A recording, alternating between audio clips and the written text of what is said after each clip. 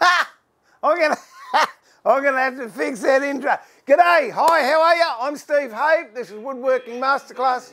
Why have I got that happening? Oh no. Hang on, wait a minute, I've got feedback. There you go, get rid of that one. I'm gonna turn this one on too, get rid of that. I did have a checklist. It was a great thing, but it was so good I stopped using it. So wait a minute, I've just got to get this camera up here so I can see what I'm doing. Doesn't matter. If you can't see what I'm doing, the main thing is I can see what I'm doing. Am I there yet? Am I there yet? Am I there yet? Not yet. Oh, let me get rid of that one. Oh, nasty bit of feedback. Go away. There you go. We have got rid of feedback. I should have tested all this, shouldn't I? No, where's the fun in that? Oh dear, oh dear. All right, so we should have all cameras working. That one's working. That's working. That's working. That's working. That's working. Oh, that's out. That shouldn't be doing that. That should be this. Doesn't matter. We'll live with it. Don't care. Hey, Carpenter Bill. Yeah, bring it. Yeah, mate. I've got to work out what it is before I can bring it. Jerry. Well, how come I'm getting reflection off that? Hang on, let me just move my console around. I'm getting too much reflection off the screen. So I'll move it closer. I had it that close before and then I dropped the plane on it and smashed the TV screen. Oh dear. There we go, that's better. Jerry K, g'day, how are you? G'day John, how are you? Oh dear. Matthew, hello. You have to, mate, I have to do that every morning. I have to remind myself who I am. That's it. Dear. G'day, Laz, long time no hear. How are you, mate? I'm awake for a change at this hour. Well, there you go. I did. I got up. I was all excited and I thought, that's it. I'm going to stream this morning. I didn't stream last Monday because it was Australia Day. And Australia Day, you don't do nothing. So, yeah, I had that day off. I don't know what I did. Whatever I did, it must have been boring because I can't remember it. But happy Australia Day to everyone that had Australia Day. Let me see, what am I going to do today? Oh, I want to, I've been playing around doing, I want to do a prototype box that I can get students to do first time round. This is a bit ordinary, but when I did it, I thought, nah, a bit too complex. It's got, where are we? Look at the right camera, sausage head. There you go. Okay, so 3 dovetails on this face, half blinds on the front. It's got a dado in the box. I'll do that so you can see me talking. It's got a dado around the inside of the box and then a raised panel at the base. And then there's veneer on top with edging. But after I did it, I thought, no, might be a little bit too much for raw beginners because as some of you know, I'm starting a woodworking school, workshop, whatever you want to call it, classes, from my home, which is in Queensland, near Brisbane. If anyone wants to join, let me know. If you live a long way away.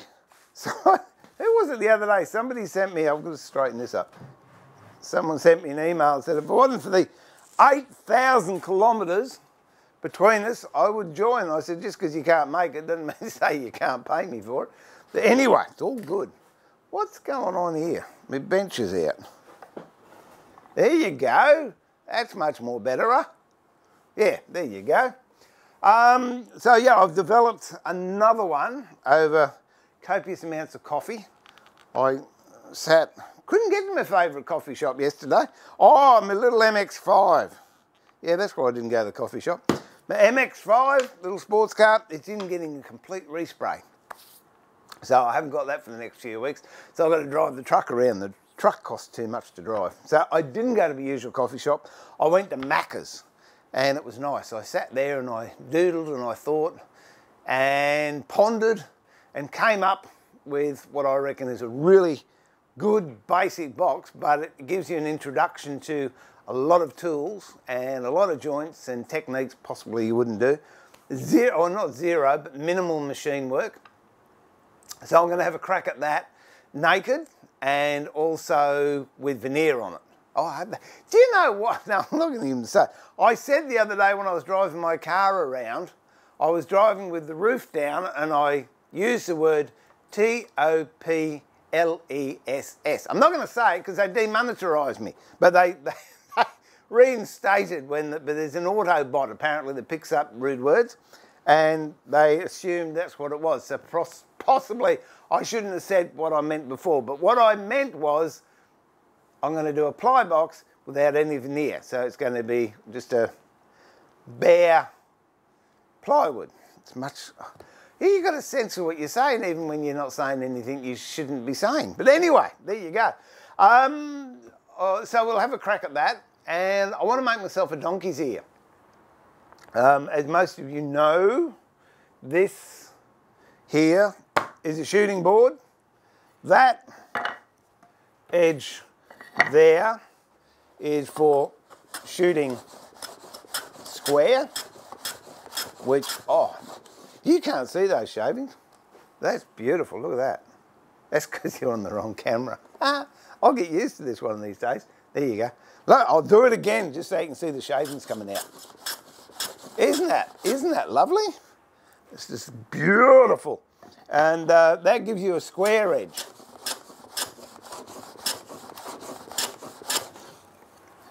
For joining butt joins or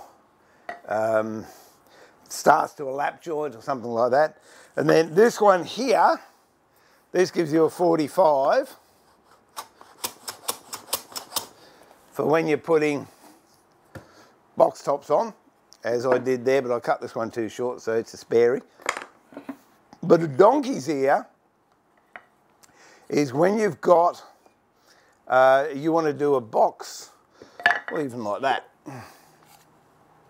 This sort of join where you've got different, they're not 90 degrees, they're 60 degrees, 22 degrees, whatever, 22.5 degrees. And you want to shoot them clean without using the table saw. So it actually sits up on the shooting board like that, and then you shoot the same way, but it cleans up the whole face. So I want to make one of those today, or I don't know if I'll make it, but I'll definitely have a crack at it. We will make one, whether or not it's going to work, I don't know, we'll work that out. What else? Yeah, and I want to see if I can actually make this entire ply box. There will be maybe a little bit down the track, I might use the table saw, but the majority of it's going to be hand tools, and I'll show you different ways and different tools you can use to get the joints I'm going to use. I think I'm going to use a rebate and a dado are the main ones, but it's also squaring up timber, and I might do a raised panel as well with a hand plane. So if I get all that done today, not only will I be amazed, but I'll be satisfied. G'day Ray, how are you mate? Good to have you on board. Oh dear. Yeah, now Bob hasn't come down here yet, Wolfie. He's still hanging around the breakfast table, I think, waiting for the kids to finish. All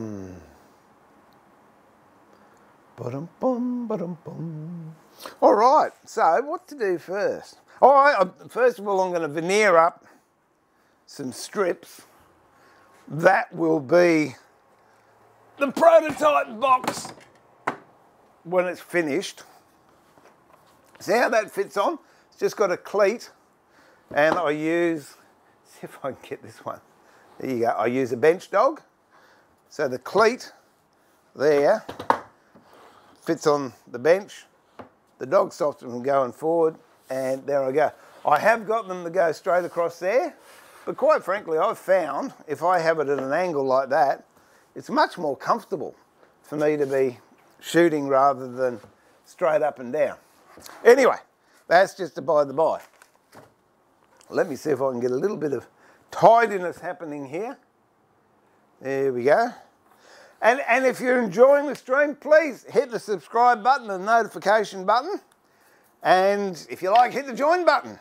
We've got a few members now, and you get extra videos, you get the bloopers, you get the longer versions of the videos I put up on YouTube.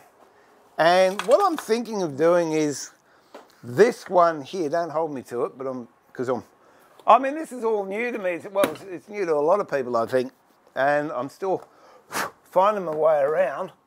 But the box I'm going to do now, which will be for students that come to my workshop, I will actually put it on YouTube, but I'll put the extended, more detailed version on the members only community.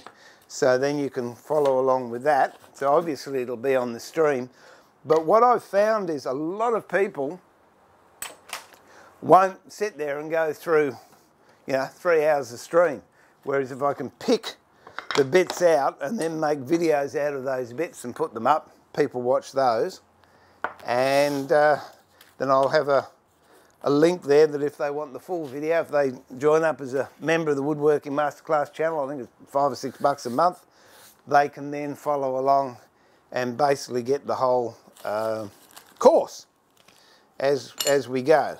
And I hope the people that have already joined, you're enjoying the knowledge bank that's starting to be built up there with different things that we've done. And if you want to know anything specific, I'll do a video and again post it on the members community page, and it will be there as a reference for anyone else that has the same questions.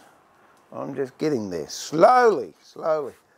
I did an interview the other day, really interesting, for a chap that does interviews craftsmen from around the place. Why he picked me, I don't know, but anyway. It was very interesting because there was only a few questions that he asked, but with those questions, my goodness, it really made me become very introspective. And I guess I learned a lot about myself through these very basic few questions. And I would come up with the best part for me with woodwork, because there's so many different facets of woodwork. I love marquetry. And I like making boxes. So, I mean, I'd worked out I wanted to run box making classes anyway, but it just made me realise, yeah, boxes and marquetry, that's the gig for the year. Might change, but at the moment that's it, excuse me. Oh, I've got dust in my throat. I've been the classroom up the top, which I will show you when it's finished. I've been plastering the walls. Oh, and rubbing back the plaster. And yuck. Want to get a coat of paint on it this afternoon if I can. Got a lot of work to do, and it's funny, you look at this thing, you've got, what did I build? Well, the wall was already built because I built that previously, but I had to build the toilet to go with it. And then you've got to line it, then you've got to put battens up, then you've got to do the ceiling, then you've got to plaster it, then you've got to paint it, then you've got to put the benches in and get an electrician around to wire it up and a plumber to come and put a toilet in. And we're getting a skillion roof, which has been delivered today, out over the front. And then you've got to work on the projects you want to make, and then you've got to buy the tools to build the projects because you want people to have the right tools to do the job. And I said to Susie last night, I said, you know, if I didn't do anything, nothing would get done. And I'm not having a whinge, it's incredible the amount of work you have to put into something, but hopefully it pays dividends, and if not, I've had fun. I think my grandsons have had fun, they've helped me build stuff. What are we doing here? Hey Roy, how you going, mate? Good to have you on board, hope you're feeling well.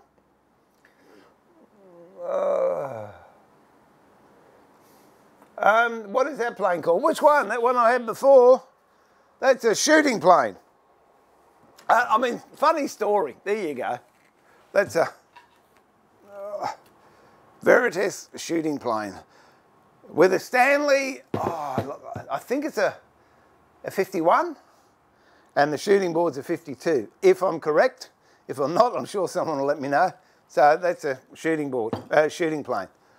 The blade's at the bottom, and you can use it, as I was doing then, to get a nice clean 90-degree shave when you're shooting. And with this one, you can actually tilt it down. The handle, it's got a set screw in it.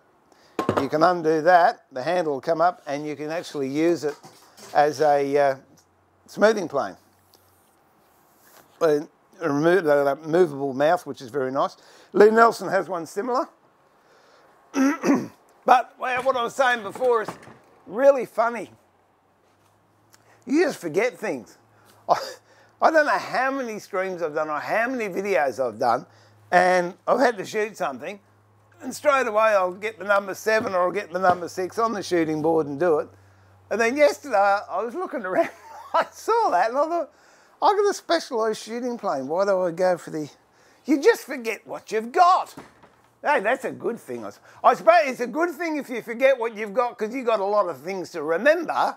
It's not good to forget what you've got if you haven't got many things. But anyway, what are we going to do? Oh, I was going to veneer. That's it. Ray! Oh, Roy! Cheers, mate. Heart energy out to you. Thank you so much. I appreciate that. And yeah, I hope you stick with us and enjoy it. And if there's anything else you want to know, let me know and we'll whack a video up for you. So, Roy, latest member, thank you so much. I appreciate that. And God bless you too. What do I want? Oh, veneer. Here we go. I'm going to make these sort of the regular size. Alan, g'day mate, how are you? On holidays next week, can you drop by and say hi? Of course you can. Where do you want to drop by? My office, my other office, or my workshop? I'm going to stop looking at the screen, start looking at the camera. Hang on, I'm just looking for a regulation. This is the size humidors that I've made a heap of. So I like it. I think it's a useful size box and you can do a lot with it. So I want that. So that's got to come, I will say to there. And then, ooh, that's a bit manky. Where are we?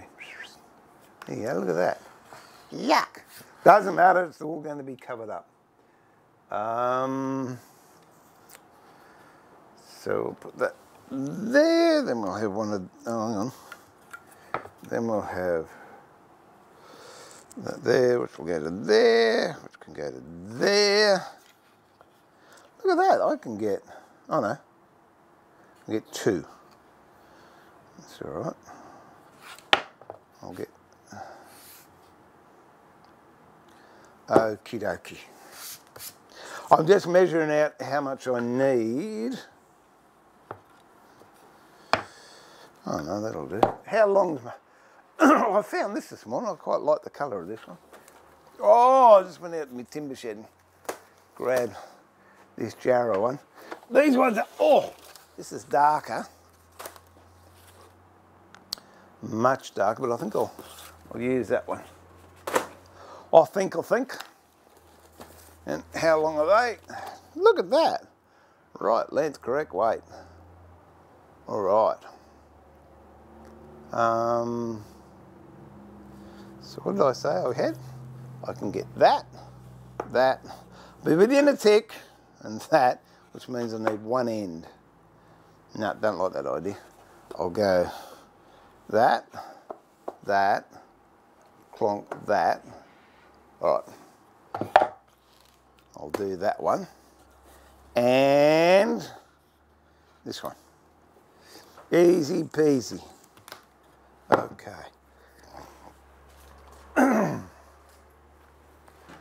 I don't know if the shed's getting any better, but in my mind it is. Hey, that was an interesting thing. Let me see. Oh, don't like making music stands. I love making music stands. Just haven't finished it yet. Ooh. Actually, funny, you see, you get me off track too easily. Whenever I think of music, I'm learning the Appalachian mountain dulcimer, which I want to build some later on in the year. And I thought, oh, it'd be really cool if I had a music stand to put the music on. So it will get done.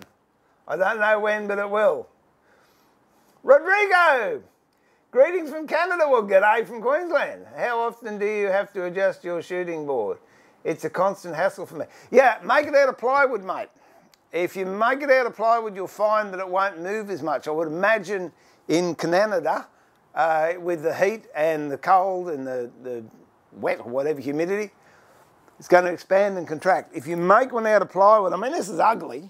I won't lie to you, right? It's ugly, but it's plywood, and it's birch ply, good quality ply, and it doesn't move. Whereas the other one I've got, which is really, really schmick, if I can find it, which I most likely won't be able to, but that, give me a, oh, that's good, I was looking for that.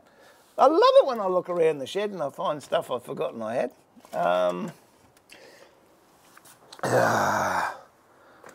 Pennsylvania spice cabinet I wanted to make. I've got the timber for it. Now I can't find the other one. It's got to be floating around somewhere. But it's reasonably stable. And if you're going to make one in solid timber, make sure it's quarter sawn. And that's going to minimise your moves. So that's why, or unless you're talking about the stops, they move, just make them a bit more secure. I actually put a mortise and tenon joint in some of mine to hold them in. I thought about that with this donkeys here. I don't know, I might put a mortise and tenon joint in that, which increases the gluing area. We'll see, we'll see. Anyway, back to wherever I was. Where was I?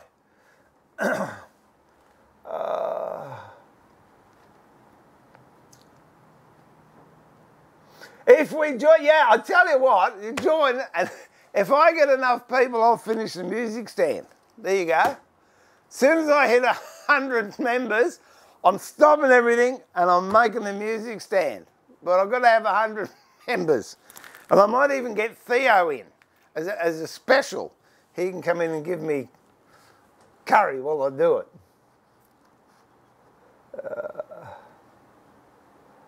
Oh dear, dear. Hey Scott, thank you so much. I appreciate that. It's absolutely marvellous. No, thank you, Scott. Thumbs up. Lou Robinson, I need you to pop by to see me. Oh, look, Lou, how are you, me darling? She's lovely. I'd go over there and do that for nothing, just so she can make me a coffee.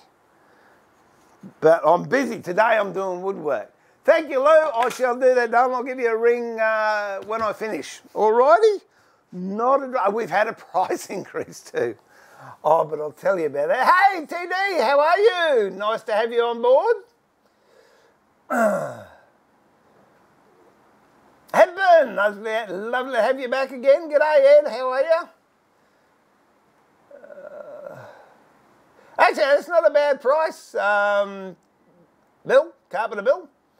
Yeah, no, I reckon you'd be looking at a couple of grand for a set, a good set. The thing is with the 52s, which is a stand, there's a lever that moves so you can get your angles. I don't actually have one. I'm just trying to think what I've got. But anyway, they're cast iron and they generally break off, which is sad. So you've got to be careful of that. It's like number ones. Oh, it started to rain. Yes. Oh, yes. It's going to fill my tanks up. I don't know if you can hear that. I'll go outside so you can hear it. Is it? No. Oh, definitely, I'll tell you, Bob won't be down today. Ah. It sounded more exciting than it is. It sounds great on the roof, but when you look outside, no, it was not that great after all. Yeah, estate sales is a good place to look. But I don't know. I think that the Veritas is only about 400 or 500 and the Lee Nelson is about the same. So you might be better off buying a Lee Nelson or a Veritas one. And, you know, they're very, very nice. I can't remember. I think I've used a 51. But yeah, so there you go. What's rain? It's the opposite to what we haven't been getting. My tanks have been getting low. The water that I've been drinking starting to go a bit brown. Oh, that's what I've got to do. I've got to change the filters. Change the filters. I'll do that. I'll actually stream that, not when it's raining, but I'll change the filters in the tanks. So, did I tell you about, I think I did last week. No, it couldn't have been last week. Anyway, I'll tell you the story again.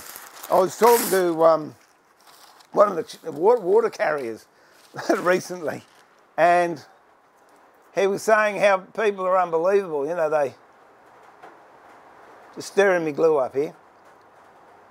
They ring up and expect to get water delivered that afternoon. And this lady rang up and said, "I've run out of water. Can you come round in the next half hour?"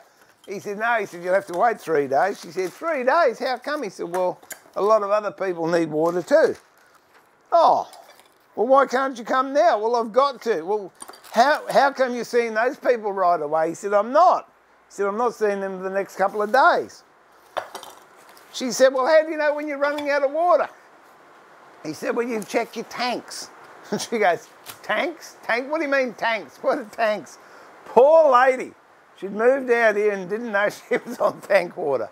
That's a rude shock. I'll tell you what I will do, just for the fun of it, because I haven't done it for a while. Now this, I'm going to do this properly. This, I'm going to use the toothing plane. That's what I was going to say. This is cut right. If you can see the grain on the plywood is running up and down, which means I'm going to lay the grain of the veneer this way. Now that's the right way to do it when you're using plywood. If I was to run that, which I was thinking of doing, which I might do at a later stage, and veneer a piece of solid timber, I would then lay the veneer going along the grain. So if you're going to veneer solid timber, get out of the way. If you're going to veneer solid timber, go with the grain along that way. And if you're going to do it on plywood, make sure it's at 90 degrees to the grain. The other thing is, whatever you do to one side, you've got to do to the other side for balance, or else you'll find the timber or plywood will cup or twist on you. It's just one of those things. So what I might do, I might even tooth this. I don't need to, but I'll do it. Now this is a toothing plane.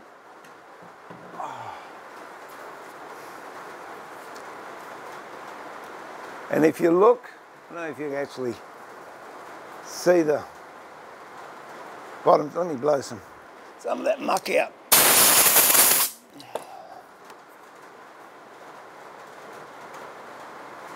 You can see those teeth, they're actually serrated. So it's not a straight blade like a normal plane, it's actually serrated. The reason for that is then it's going to cut up the grain that I've got on the plywood and give it a nice surface so it'll key nicely. Might go all cams on this one for you. Where are we? All cams? There you go. Dearie. Don't know where my low one is. It's a pity. Oh, that's all right. We'll live.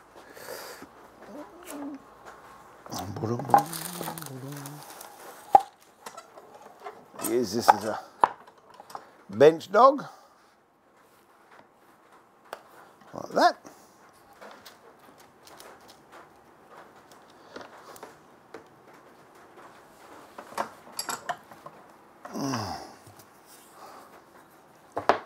And you just go up and down.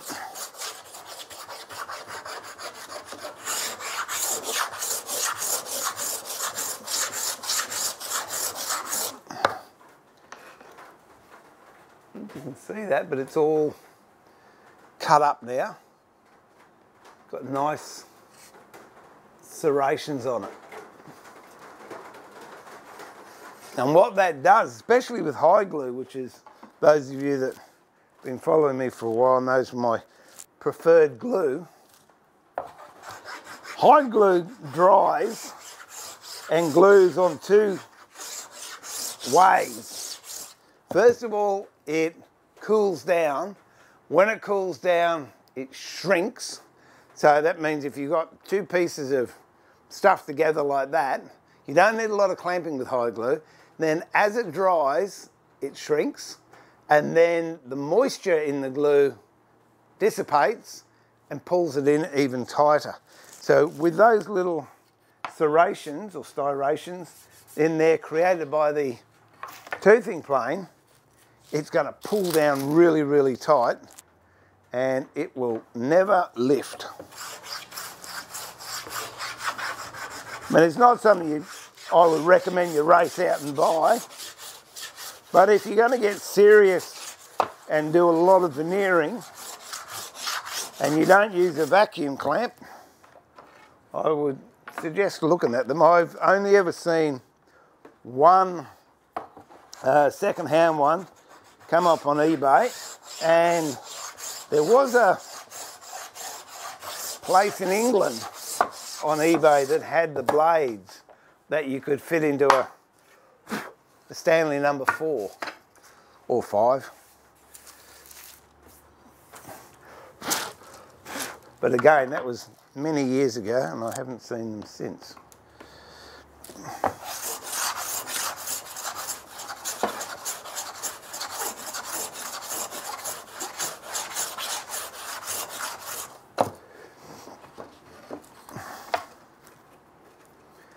I'm not doing all of this one because I only want the end bit really.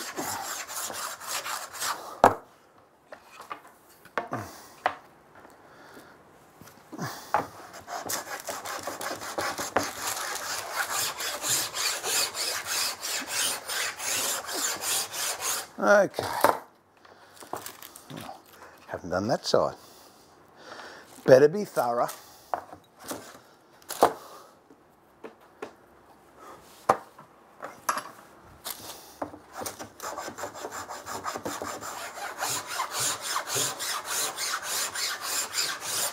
Okay.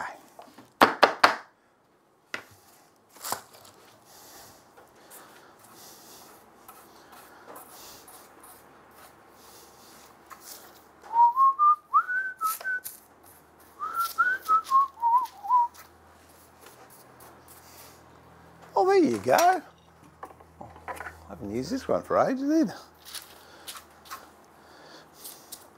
Okay. Put that one away. That one next to it, by the way, in case you wonder, that's the Dovetail plane. It's another ECE German-made plane. And it's for doing dovetails. The only thing is, you've got to be right-handed to use it. It doesn't work for me. So if I'm doing dovetails, which one, I don't know, we might do a sliding dovetail if I can remember how to do them. I use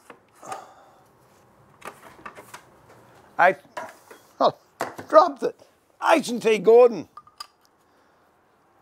dovetail planes, and never have any problem with them at all. So we might even, as I said, if I can remember how, we might do one of those. That was one of these questions that I was asked in this interview. What is it you would like to learn? I said, I would like to perfect what I've forgotten. But it's true. You do so many things that you just forget how to do it. And then you end up doing it, but not the way you initially were going to do it. Now, hang on. Let me just, cut a couple of bits of this up. There you go. You can see that. I'm looking forward to when this shed has been moved and I can actually get to what I want to get to.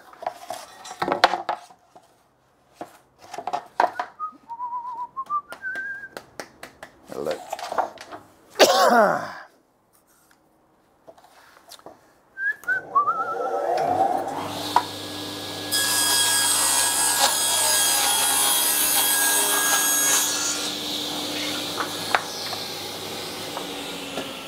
There you go, there's a couple of clamping plates.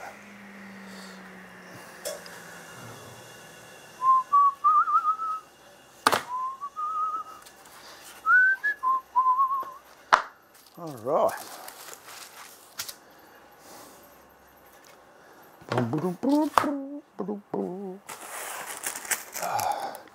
Hell, let me catch up. I've been ignoring you. I'm sorry, I'm in my own world today. It's lovely. I'd rather rain than snow too. I'm rich beyond all, but I have no money. Yeah, well, that's true.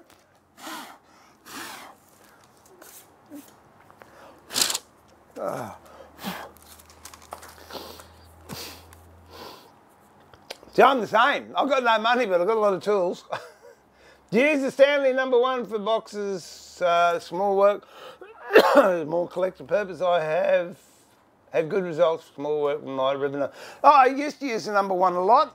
I think I use the #2 more so now, and the block plane. No particular reason. When I first got the #1, yes, I used to use it a lot, and then I don't know. The #2's hanging up. I think possibly because that's more accessible. The other one I've got to go over to the drawer and take it out of the bag. But the reason I wanted the #1 was because then I had a full set. Call me obsessive compulsive. I don't care. But block planes are good for box making. All right. Now I'll put this one down here. Like that. We've got to do both sides, front and back. Oh. A couple of leaves of this out.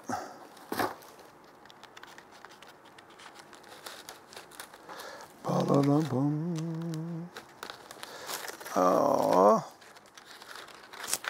don't want to play the game, do it? Oh, it's caught, that's why. There you go. This, Ray knows what this is. This is West Australian Jarrah, which is quite a pretty timber. I like it because so many things go with it. It's, you know, a light coloured timber goes nicely with it. Dark coloured timbers go nicely with it. Creams go nicely with it. Browns go nicely with it. So it's not only that, I've got a lot of it. All right. Now,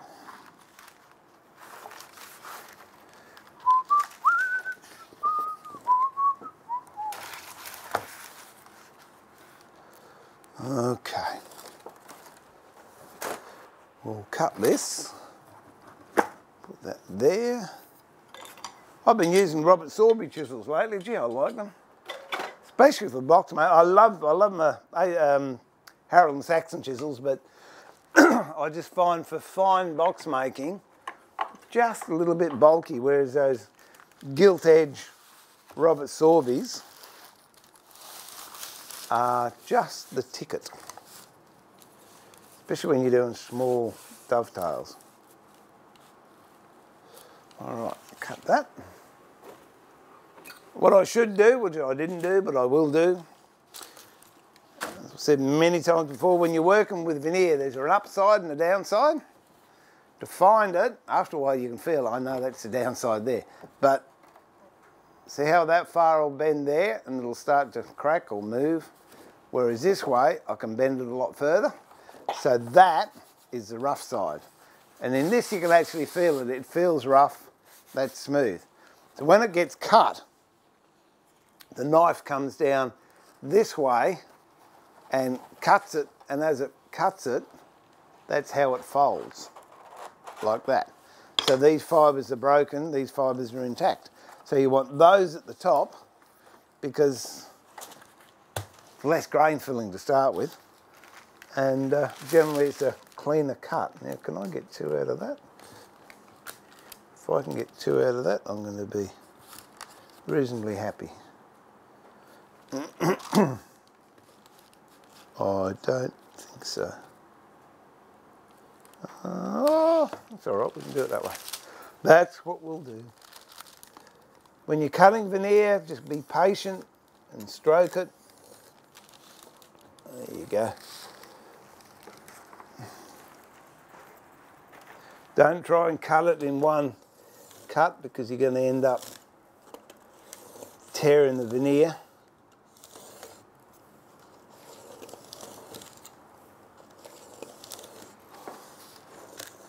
And just let it go through at its own pace.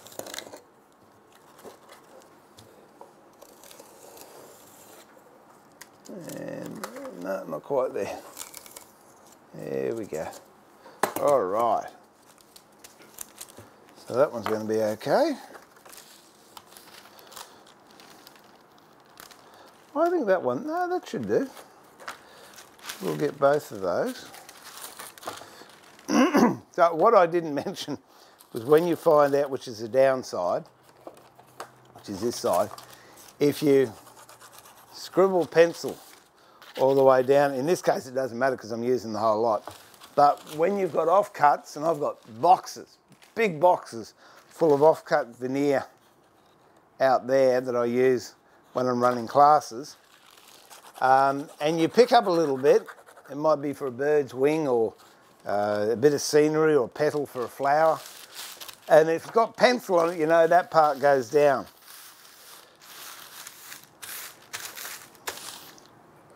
All right, that can go there. Oh, that's the other idea I had the other day too. I thought what I would do, I can't find it. Where's it gone? I've lost my little veneer hammer.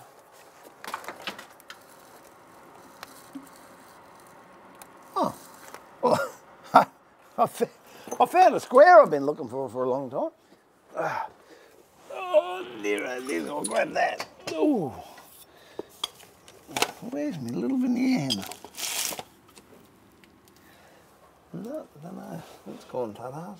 Oh, geez, I'll tell you what, I'm finding a lot of stuff. There's a sponge out of my soldering thing. Oh, I'm coming back up soon, I promise.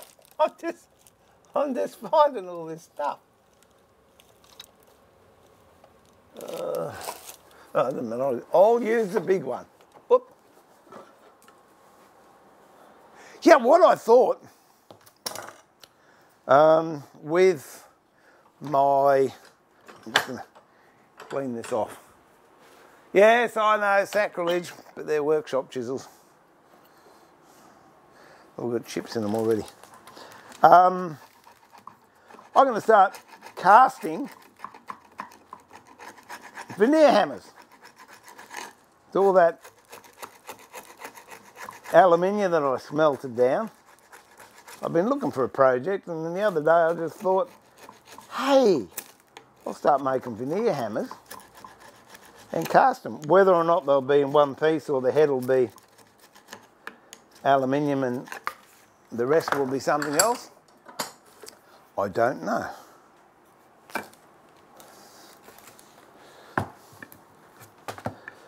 It's always good to have projects like music stands and bonbon tables, just in case you've got nothing better to do with your time.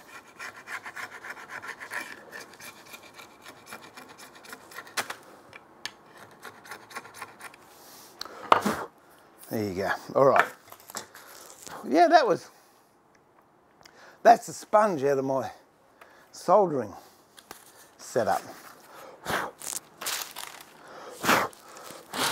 All right, let's begin.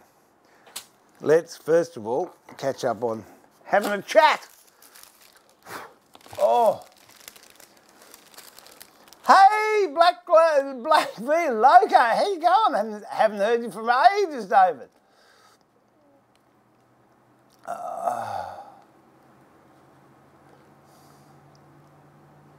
Oh, there you go. I didn't know that. Thanks, Bill. Veritas has 2 planes in popular sizes. Well, there you go. Laz, what is the profile of the cutting edge on a toothing plane? It's exactly the same as a ordinary plane, I think. I'll take it out and we'll have a look. Oh, but it's up that high, so it scrapes more than planes. Where's a knockometer? Oh.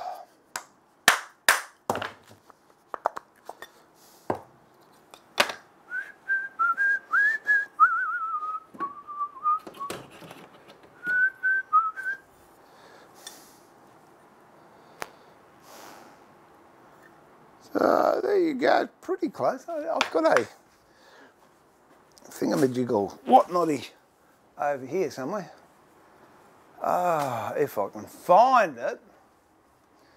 Isn't that marvellous? You can have something for years and years and years and you know, oh, there it is. It's still there. It's still shiny too. Oh, we'll find the angle. We'll find the angle.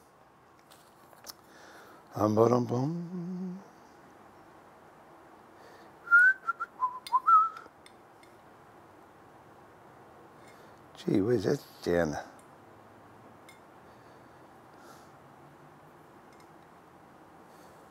Crikey, that's rotten. No wonder that didn't work.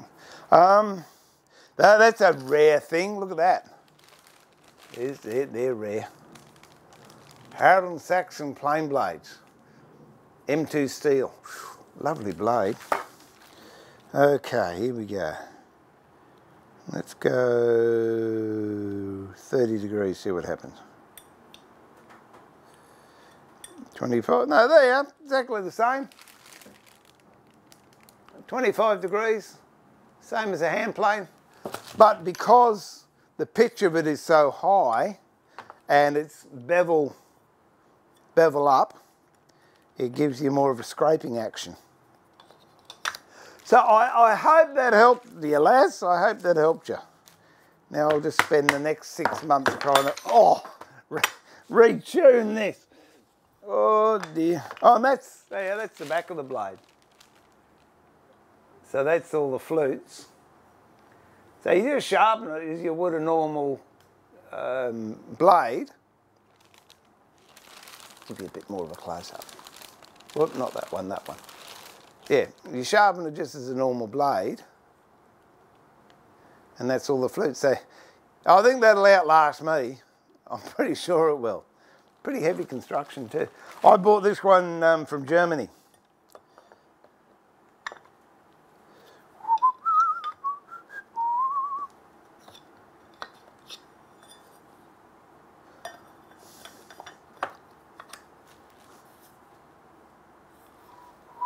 Hang on, I might be telling you lies here. No, it's bevel down, I think. Let me just... Yeah, bevel down. So not bevel up, like I just lied to you about. It's bevel down. So bevel down like a block, like a normal plane. Yeah, bevel down. Set it much the same as I do H&T Gordon's. Give her a knock. Yep. And there she is. You can't see that because I've just knocked my picture out. Wait a minute. I'll put myself back in the screen. There I am. Okay. So that's it. So bevel down like a normal plane. Just have a little bit poking up like a normal plane. And there you go. All done. Oh, dearie, dearie, dear. Now, put that over there.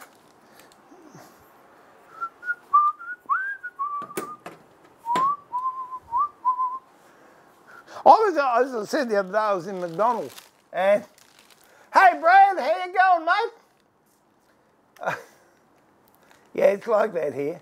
Expensive wood for you guys over there. Well, Not as dear as ebony. Yeah, no, where my keys are, mate. They're in the cabinet that I made. I finished that job. And so there was another question. What was the best thing I've made or something? And honestly, the best thing I've ever made is a key cabinet. I haven't lost my keys since. I even put them in there, and I forget I put them in there, so I'm looking everywhere. And the other day, I couldn't find the keys. I was looking for about half an hour, I swear blind. And then she said, check the key cabinet. I said, no, oh. So I must come in and, because they're right at the back door. Open it up, put them in the house. It's the only thing that I put away. Yeah, it's a good way to be, Brad. Always have more projects than time. What's the difference in a scraper plane and a card scraper?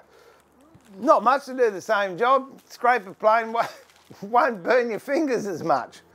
Here's a scraper plane here. Goes to Stanley 80. I think from memory the hook on those are 45 degrees, and then they're set the way they are, and then instead of using your thumbs, that's your pressure screw there that bends it.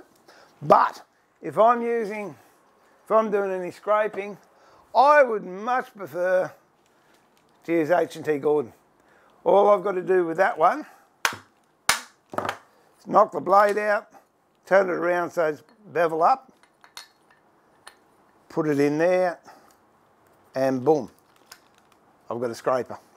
So that's my preferred scraping tool nowadays. Anyone down in Tasmania? I'm not sure if Terry's going down there, but I know H&T Gordon's going down, so it might be his daughter going down. Tamaris to the boat show, and there we go. We're set, we're ready to go.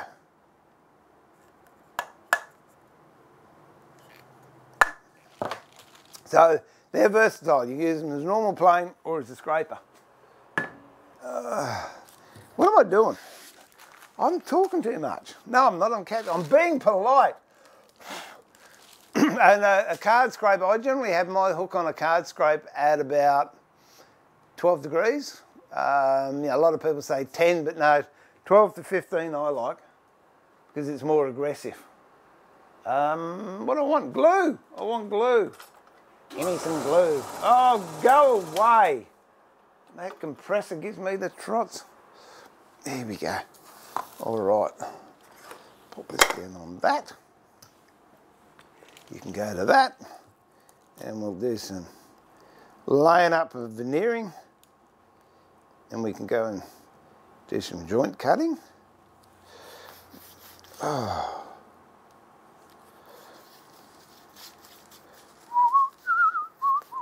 Yeah, I was in, as I said, McDonald's the other day trying to work out this box that I want to make today. And there was another couple next to me, and just where we're leaving, we're having a chat. And she said, gee, you whistle nicely. I said, beg your pardon? She said, you whistle nicely. I said, well, how do you know that? She said, you've been whistling. So there I was in my own little world, drinking coffee. Apparently whistling Hey Jude. I have no idea why, but that was the tune for the day.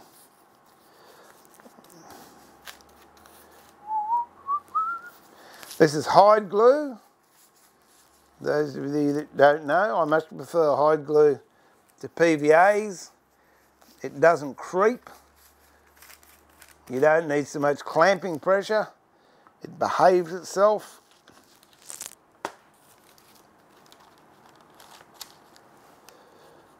And it's nice to use.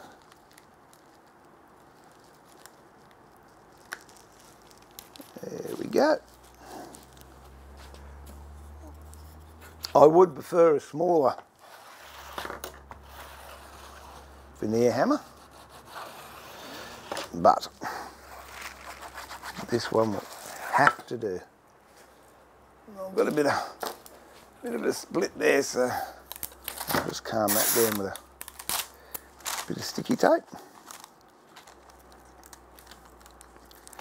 I guarantee you won't see it in the finished product. There you go.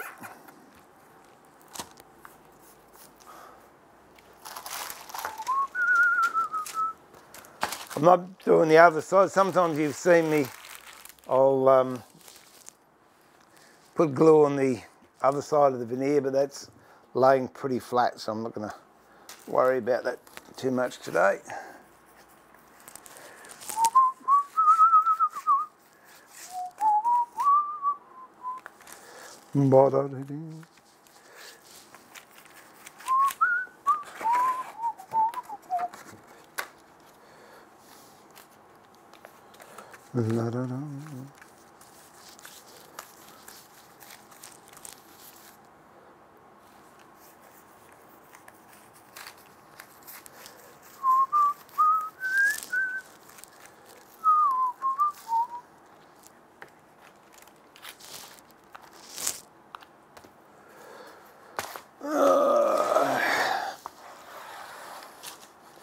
And contrary to popular belief, a lot of people think you use a veneer hammer with the handle like that, but it's actually like this, and that's acts as a cantilever. Okay, that's that one done. Where's me paper gone?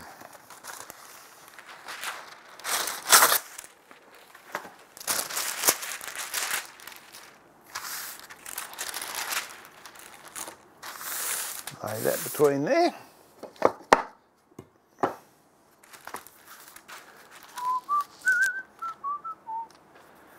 Did I get two lots? I did, didn't I?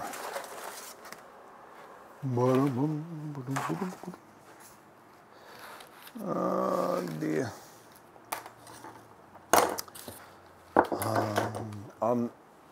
As usual, I'm disorganised. But it's good. Because if you're organised, things can go wrong. If you're disorganised, everything works out just fine. Let me just slice this up in the middle.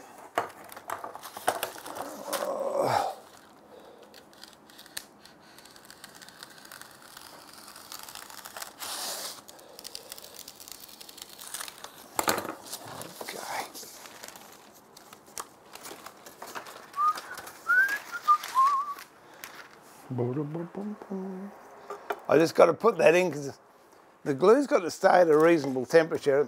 I try and keep my glue at 70 degrees. I think that's Celsius. I think, yeah. I don't know what that is Fahrenheit. A lot of people say 50 degrees, but I find 70 works for me. Stays hotter a bit longer, which gives me a bit more of an opportunity to lay the glue down.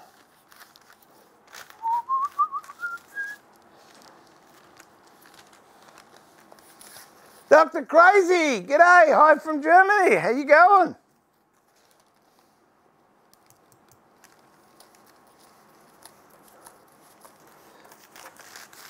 Good to have you on board. Well, there you go, I've just been extolling the virtues of German planes, particularly the ECE wooden ones. Oh. Do you veneer the timber oversized? Oh, absolutely, I do everything oversized. I know myself, and I make many mistakes, so I always go oversized. You see that one's, oh, actually that's behaving itself reasonably well. I might just put a little bit of veneer on the top. See, it's starting to curl up here.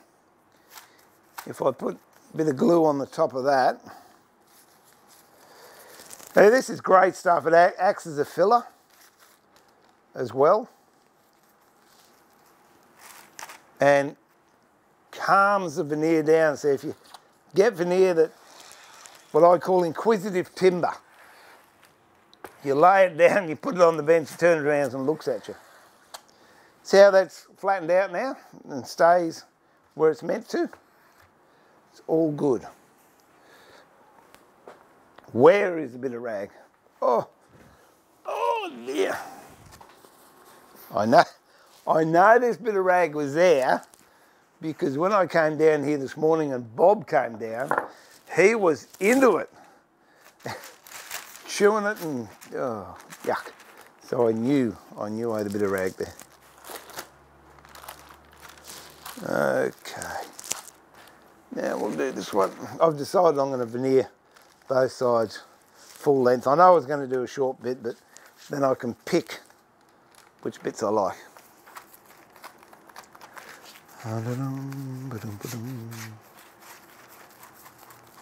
So I've got to answer an email too. I've got a chap in Toowoomba, which is a little bit over the hill from where I live, and he wants me to send some hide glue up there, so I've got to get back in touch with him. But if you do send me an email and it takes a few days for me to answer, please excuse me, I'm not being rude. It's just I get so many emails and I've got so much stuff to do. To me, it's a luxury to sit down and answer emails. So if you actually send an email while I'm answering it, well, then you're in luck. I'll answer it straight away. Okay. Just put a bit on there and get it to behave itself too. It's starting to crinkle a bit here, so we'll get that out with the veneer hammer. Well, so Dave's Shed. I'm here from Brisbane, just stopping by when I should be working. Mate, that's the beauty about a stream. See? You can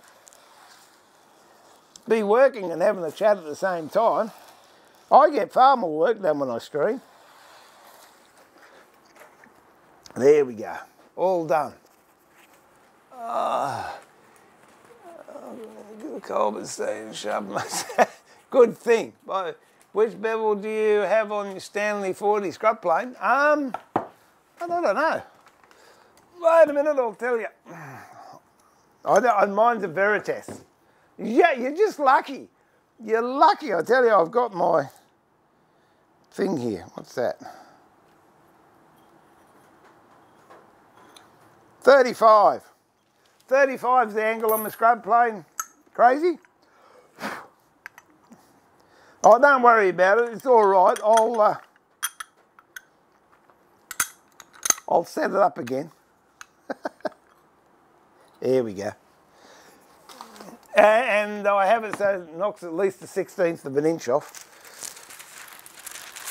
There you go. Look at that. Oh, we're having a good day here. Just make sure they're lined up.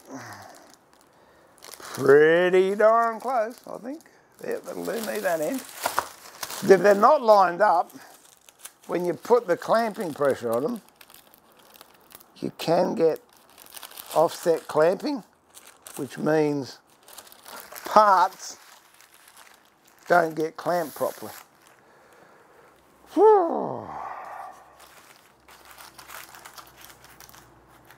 Okay.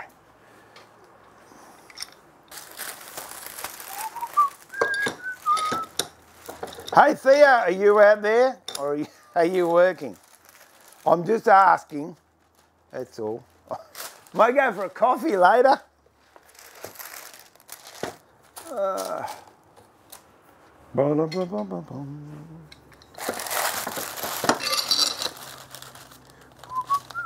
And the good thing is these clamps that I'm using now, the cauls, that's the name of these bits of timber I'm clamping the veneer between, the cauld, C-A-U-L-D. They're not wasted because I'll use them on a box later on. Oh.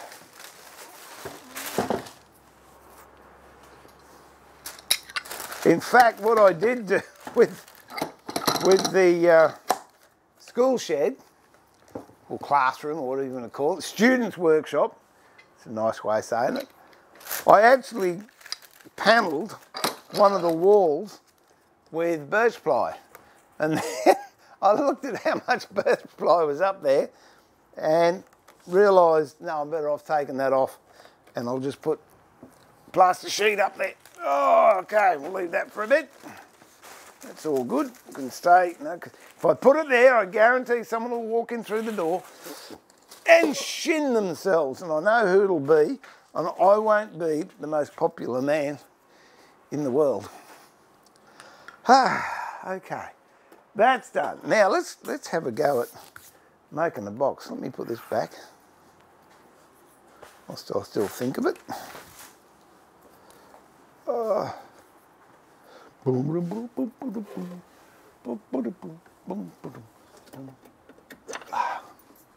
you go. Oh, it's going to be nice to have space.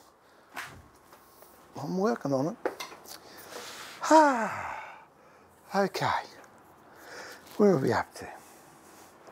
I'll need that. Don't need that. We'll have to sharpen that later.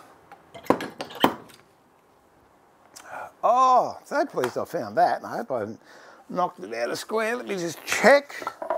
I did a video on this the other day. I'm not actually using it for practical purposes now. I'm just going to check the square on Colin's square.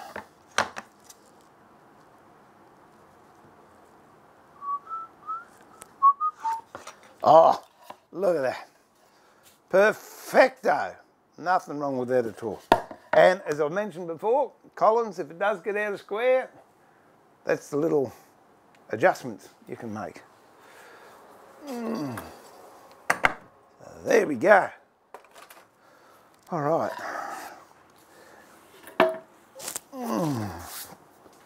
What's occurring in the land of the chat room? Hey, whereabouts in Brisbane are you, Dave?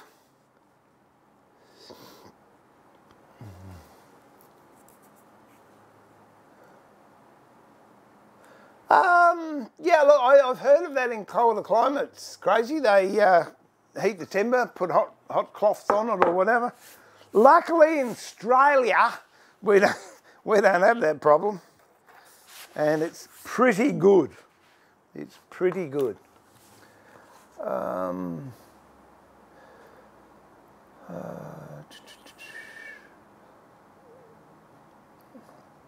I don't know if that's the standard bevel. Standard bevel's 25 with a secondary at 30. So 35 is a bit steeper, I think you'll find, than a normal bevel.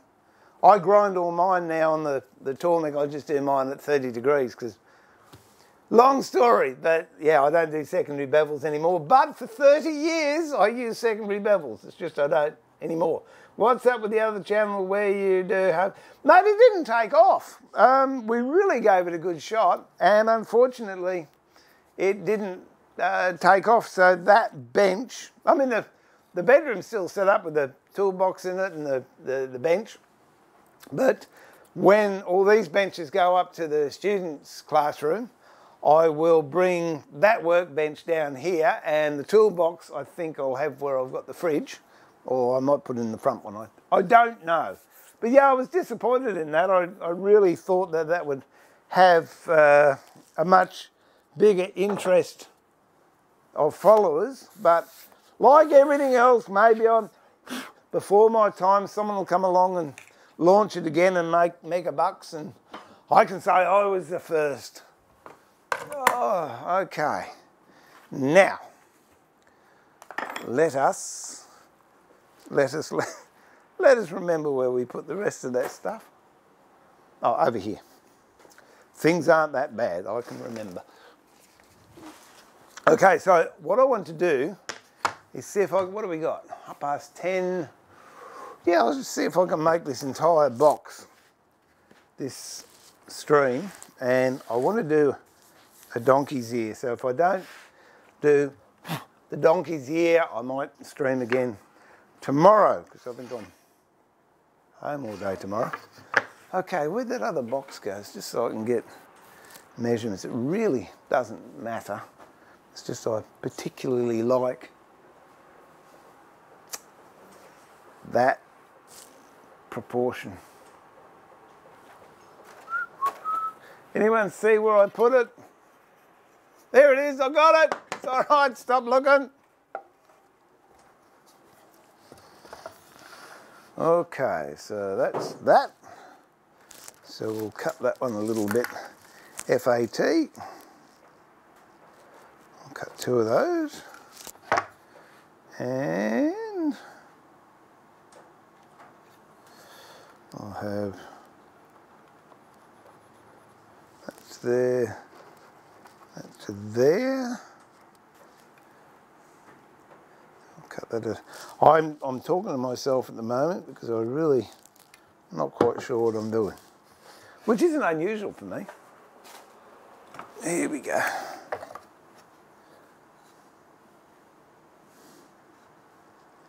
So I'm going to cut that one there. I'll cut 1, 2, 3, 4 and 1 off of there. All right.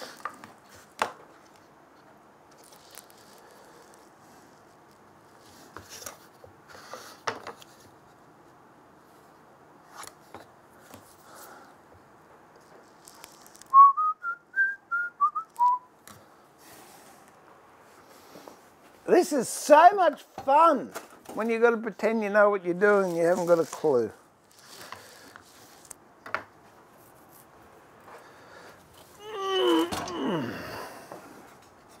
So that's got to get cut there, and then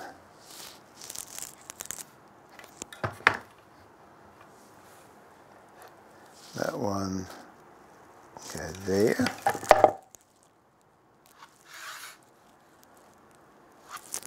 And we'll have another one.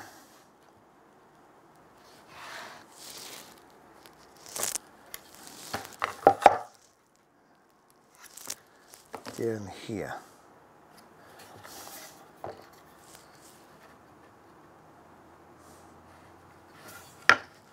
Okay. I will refer to that later on. So what I want to do is 2 sides and front and the back. I'm going to put rebates in there, and then I'm going to run a dado along the bottom here that I can then put a raised panel in for the base, and then I'll do a cut-out rebate at the top so I can drop the top in, and then we'll glue all that up. I'll do the raised panel, glue all that up, and then cut a piece of ply to fit nicely into the rebate that we've got at the top. So let's go. First of all, we're going to have to put a dado in. And for that, how am I going on? Well, I might be able to, hang on. No, I'm going to have to do it this way, I think. I think. That'll do. All right. These are hold downs. They're a friction hold down, which are really, really good. Again, got these from H&T Gordon, or I think Colin Clinton brings them in. I've got to mark, now what am I going to make the base out of? I'll make that out of plywood too, I think.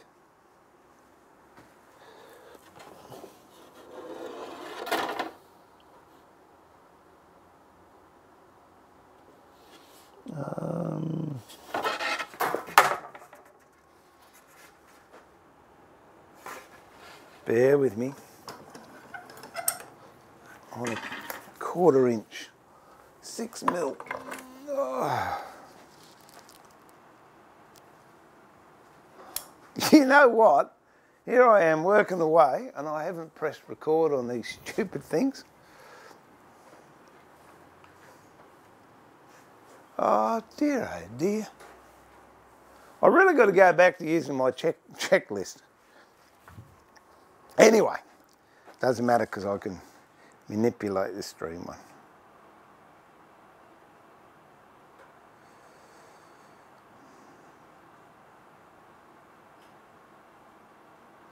Okay, well that's not going to be a... Yeah, we'll use that. Oh, things have gone crazy. Yeah, I like that bench too.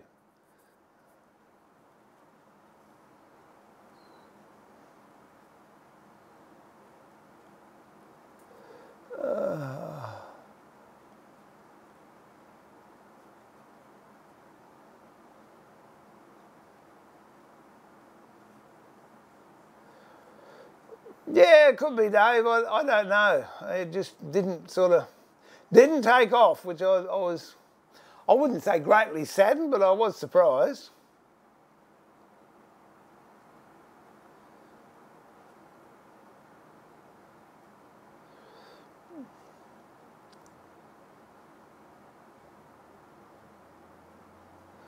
All right, now, what we'll do,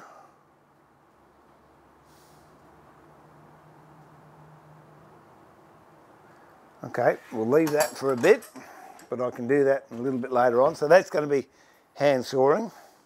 Dado first, which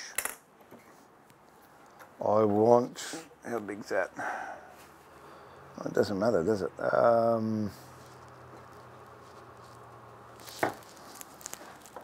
That's to there, so I want it a little bit, we'll have that there.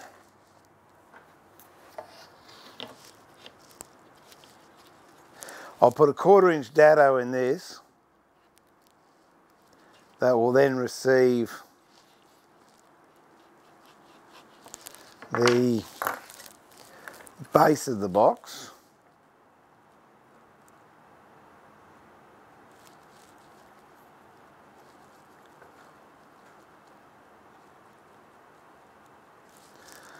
And straight away I'm thinking I need to have that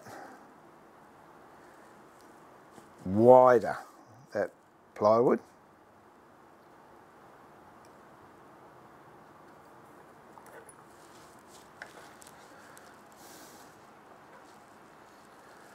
That's that. Oh, this'll learn me, won't it?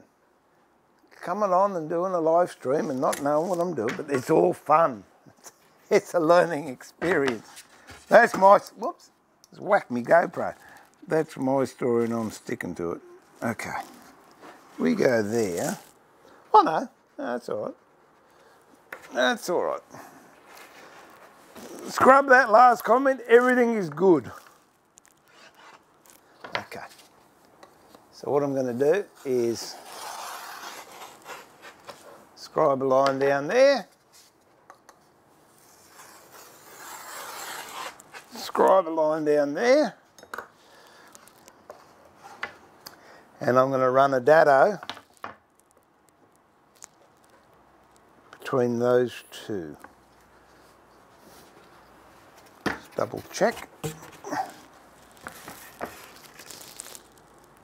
can go in there, gives me a little bit of clearance. Yep, okay. That's good.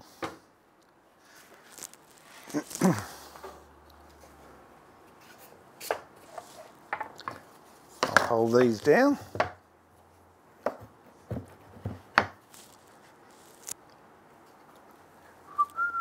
Where's my knock-on-meter? Here we go.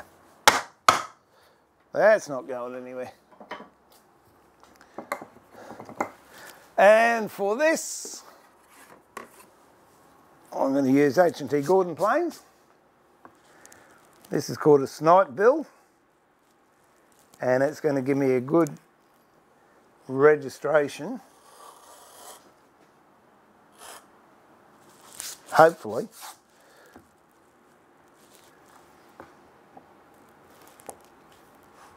For the dado plane to go into.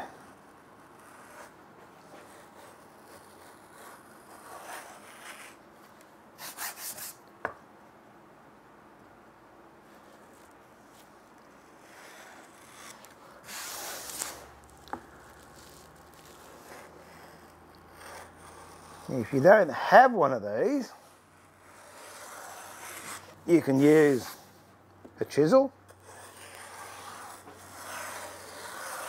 or a good marking gauge, and just make sure that you get a nice deepish sort of cut down there. I want to go, how far do I want to go? Okay, about half that. That's 5mm. This is 12mm, so I'm going 5mm in. Using the 1/4 inch.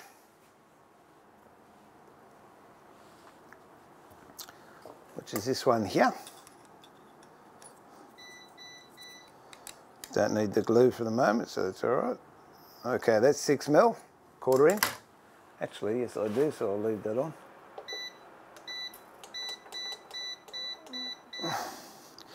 And I set the depth to 5mm. There's your depth stop there. Pretty well there already. And that's it. Get a little bit of wax if I can find some wax. There we go. Put it on the brass bits. Make sure my knickers are down.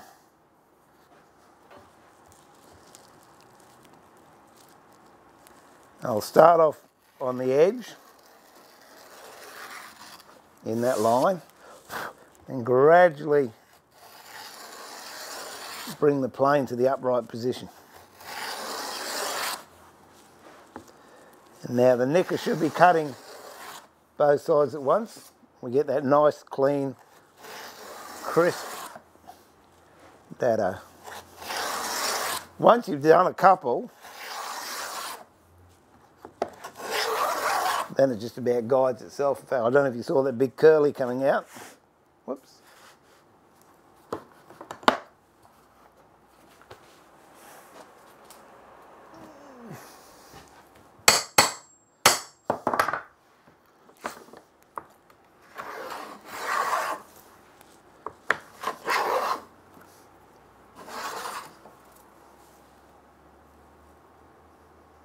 Which one am I looking at? There we go.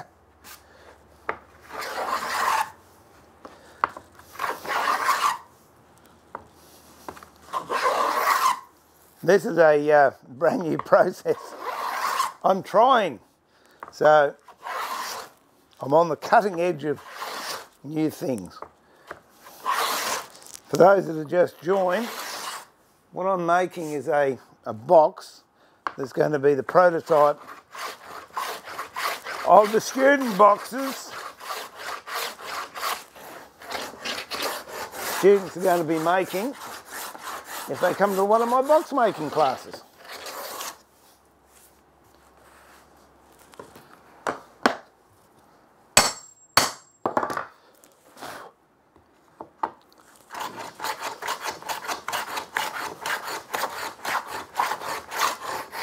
Good thing about plywood, you can tell if you're being even or not, because as you go through the different ply layers, the timber changes. How much have I got to go? Oh, about another mil or so.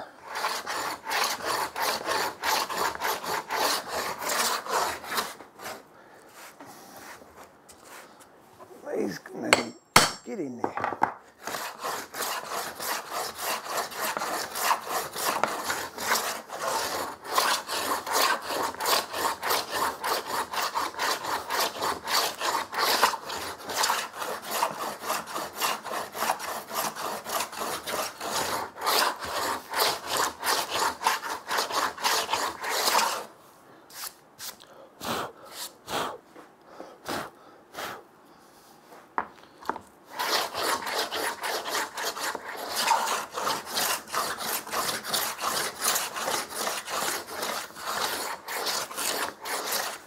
That's it, I'm there.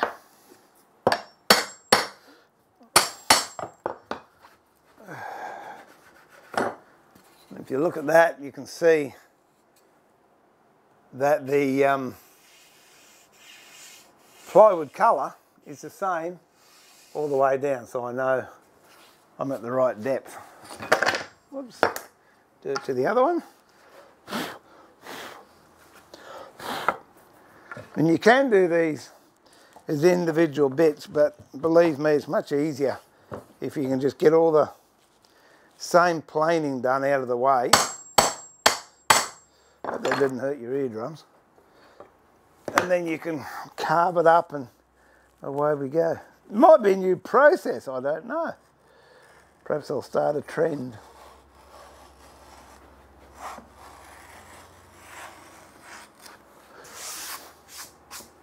Hello, I've lost everything. What's happened?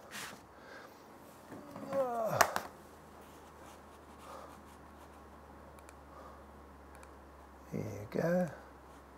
Well, all of a sudden I whacked it and it must have hit my mouse or something or other.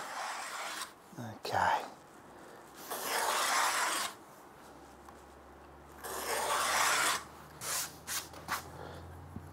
These are gorgeous.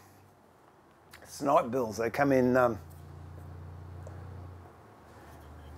sets, so a right and a left-hand one. And that's the left-handed one. And then there's the right-handed, obviously. Okay, what are we doing?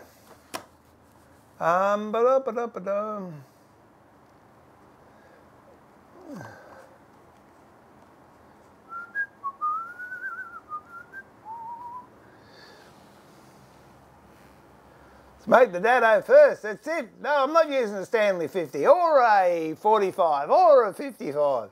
Actually, you can. I mean, I don't know where. Yeah, I've got a Stanley 45 down there. Could quite easily use a 45 on it to get it done, but these are just nice. Hey, Stephen, I am well, yourself? Good to have you on board. Thanks for dropping in.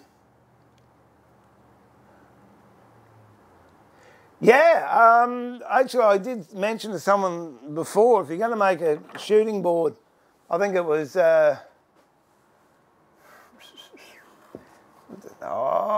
tell you who it was, Rodrigo in Canada. If you use plywood, it's going to be far more stable. It won't look as nice, but it's far more stable. But if you want a pretty one, make sure you use quarter sawn timber. That's cut on the quarter, and that eliminates 99% of your movement anyway. And make sure it's dry. And when you screw it together, don't have it so tight that it can't move or it'll split. So I hope that helps a little bit. Yeah, well, I still want to do that donkey's ear. If I don't, we'll do it tomorrow.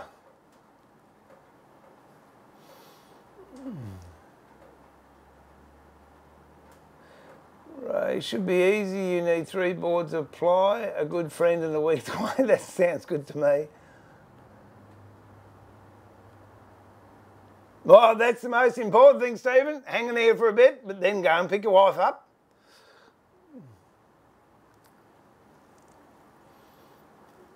I don't know, my wife might be asleep. It's only 10:30 here. She had a busy night last night, though.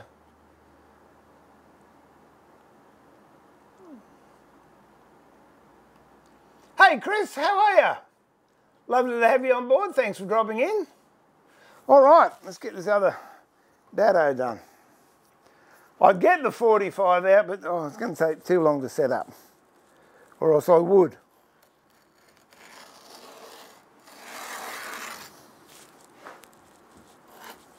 Whoops. You're on 3, yep, there you go.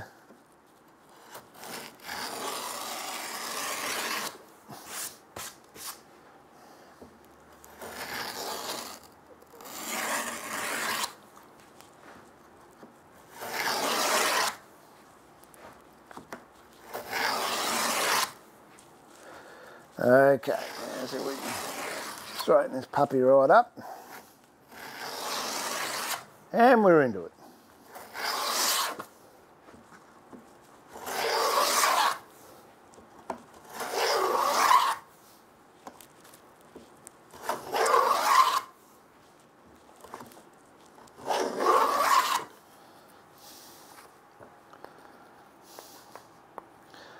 I find grease or candle wax really helps.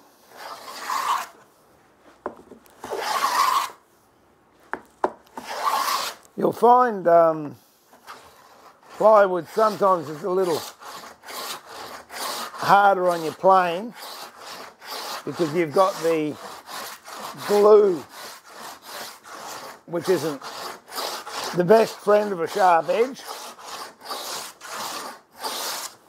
But isn't this nicer than using a router? I reckon it is.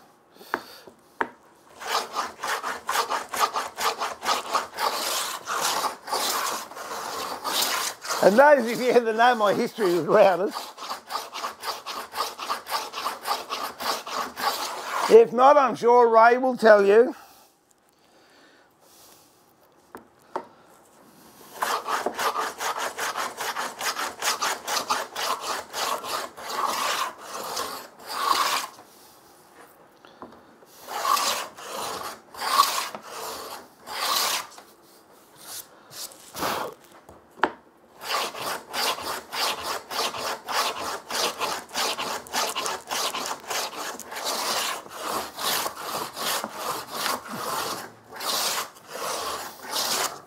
The thing I love about these planes,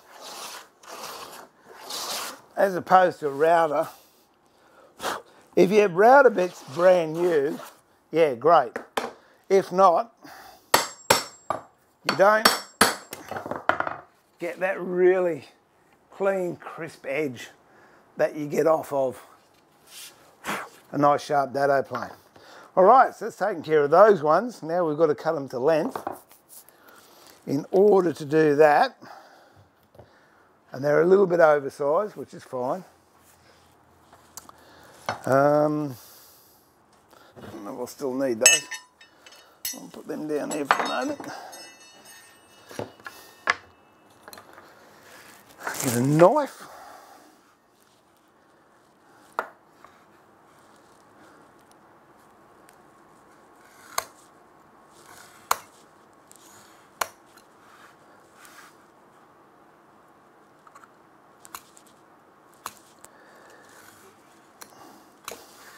What I'm doing here is cutting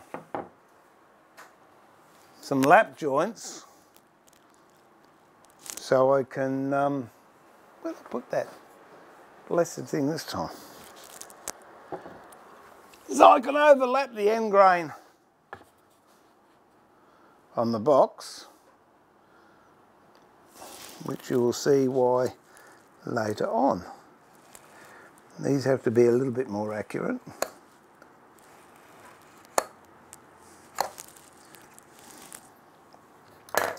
And I want the width of this, which is 1/2 inch.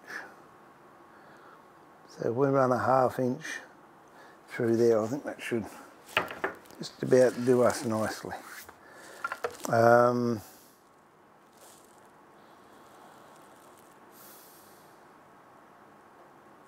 Now we'll make it a bit bigger than 1/2 inch because we've got to cut it off. If I do it exactly 1/2 inch,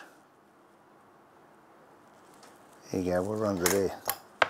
Whatever that is, it doesn't matter.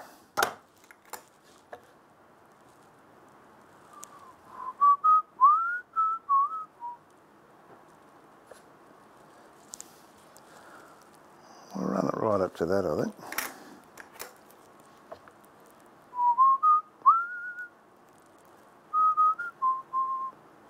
And I'll show you different ways you can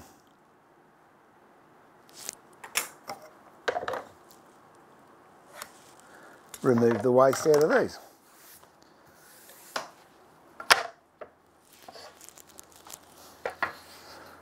It's interesting, a bit of a woof in it. It's all right though, because it's plywood. It behaves itself. It's more I can say for some timbers.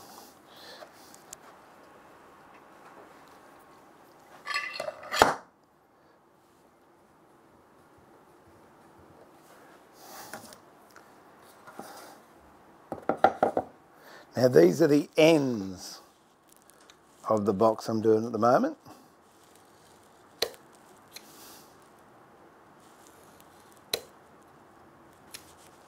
Actually, I could do, I don't know,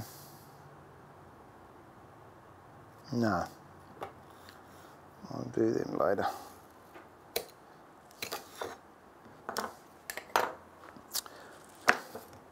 Yeah, my mind is working, always working. I don't know if that's a good thing. Now I don't want to cut all the way through, but I want to cut almost to the last, the second last thickness of the ply here. So the same as what we do when we're cutting a board. You can run a chisel up there.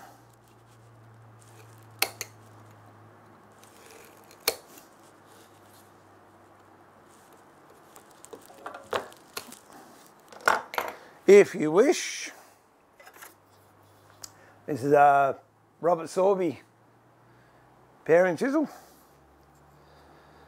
Works quite well. Just going to run that up there.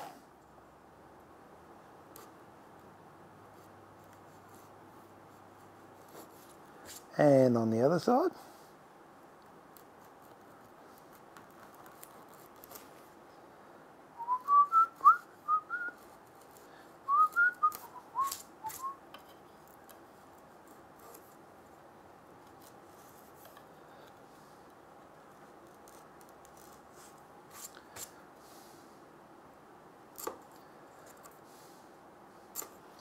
I find it's easier if you drop a saw through that.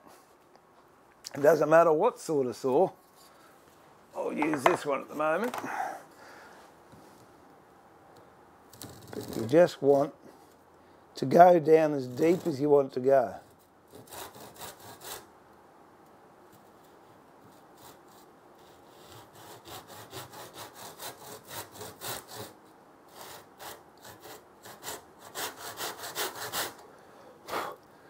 Yeah, back saws most likely going to be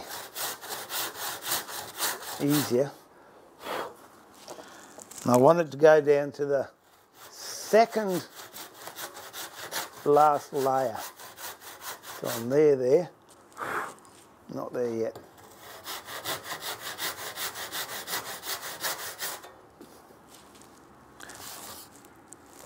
Close.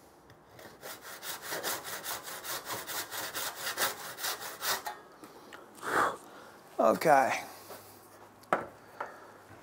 Try with a Japanese saw, might be easier.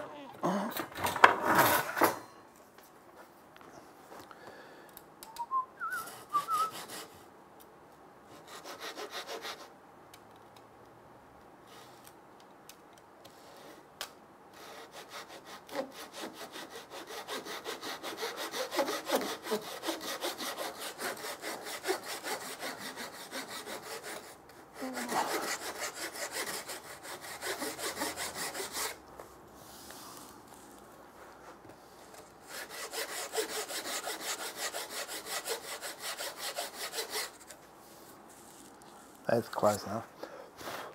Okay, now I can clean that out in several ways, and we'll do several ways. First, I could use a chisel.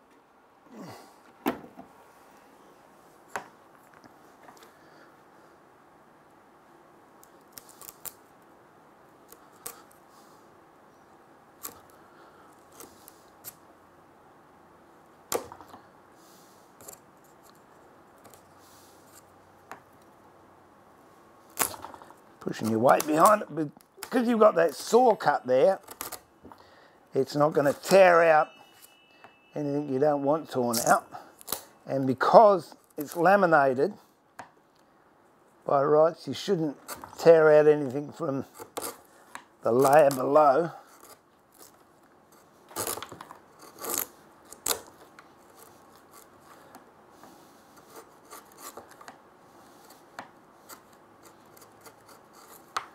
Okay, I mean, that's one way you can use it.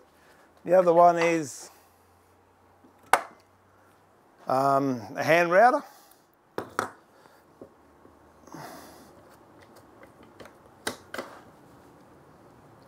Don't know if I've got enough room there. What's going on?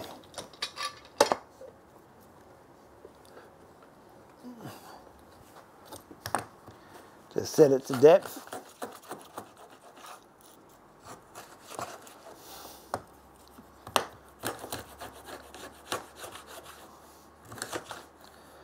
And drop it down. Oh, it depends. Sometimes I'll do a turn if it's behaving itself, I'll do 2 turns. And sometimes if it's really cranky, I will only give it half a turn. I like these. They're a great bit of kit. I mean, this one's a 71.5.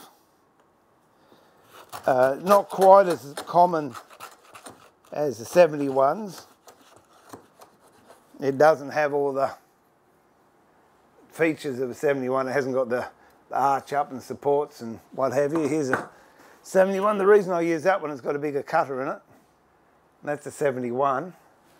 And then this is a new kit on the block. That's a Veneer. And again, it hasn't got the wide cutter in it. That's why I'm using the 71.5. I'll be into chat soon. I'll just finish this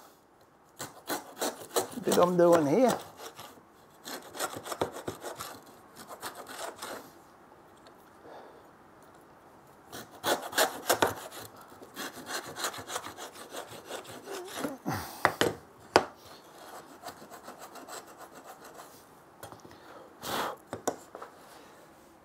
One more layer to go.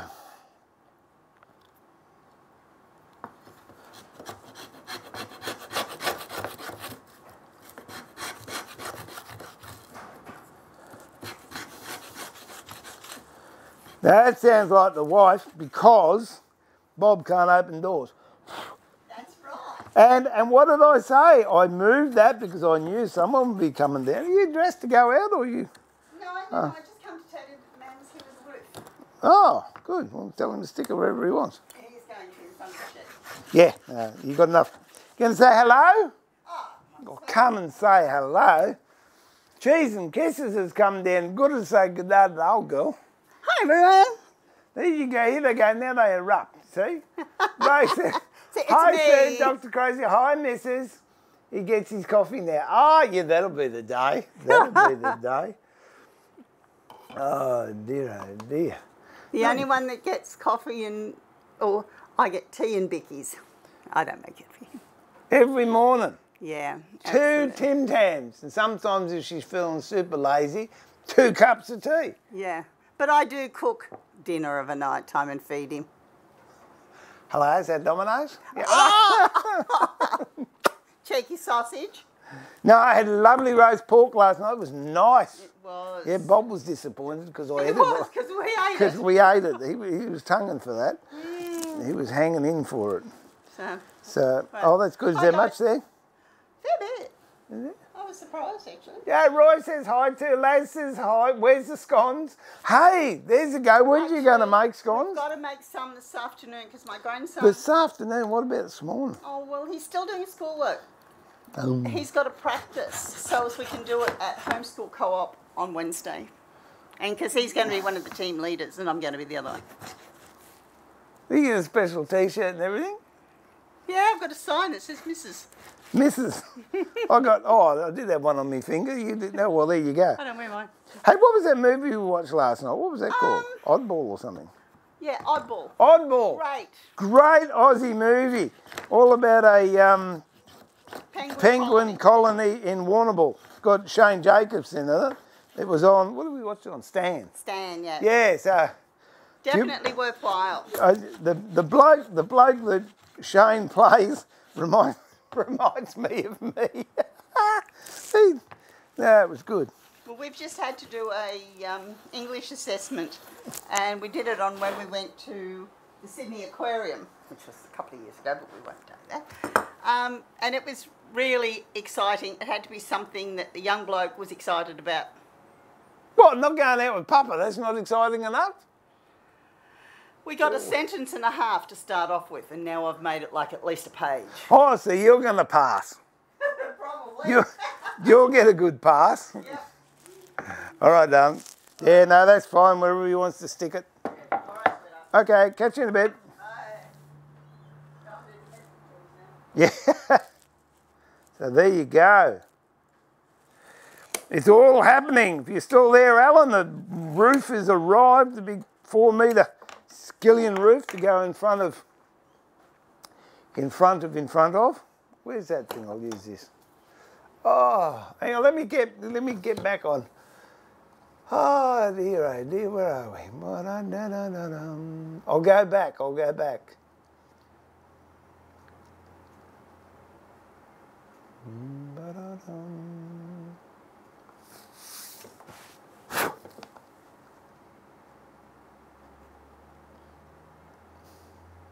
Mate, if I get flooded here, I tell you what, you got more problems than floodwaters, I tell you. No, we're good here. If it does flood here, we get cut off from town, but they've just built a new shopping centre up the road, so it doesn't really affect us.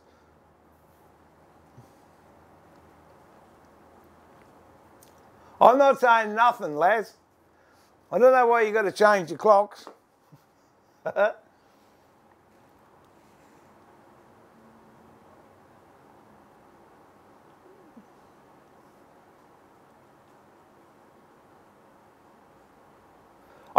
I think Queensland trialled daylight saving from memory.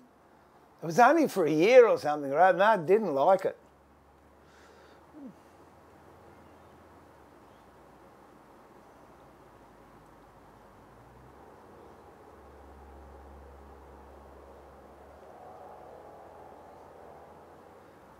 If that timber's squared, Stephen, if you're still with us, if it's cupped, you're better off, if it won't flatten naturally, machine it flat. In other words, get to it with a hand plane, flatten one side, then put it through a thickness or flatten the other side, because if it's got a cup, it'll always have a cup.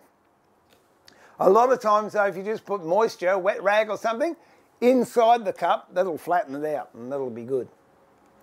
Alex, just use your glass jar water bottle trick.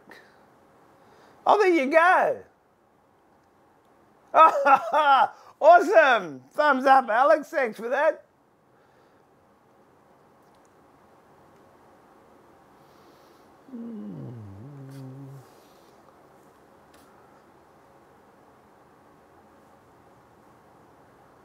Oh, no, you don't. No, you don't. No. Ezekiel, no, you just kick back. You got a TV in the shop, you don't take a computer in there. Can't concentrate on two things at once.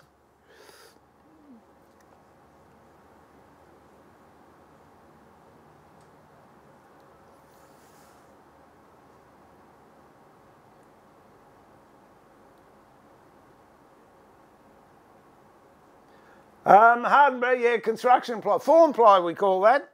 Crazy?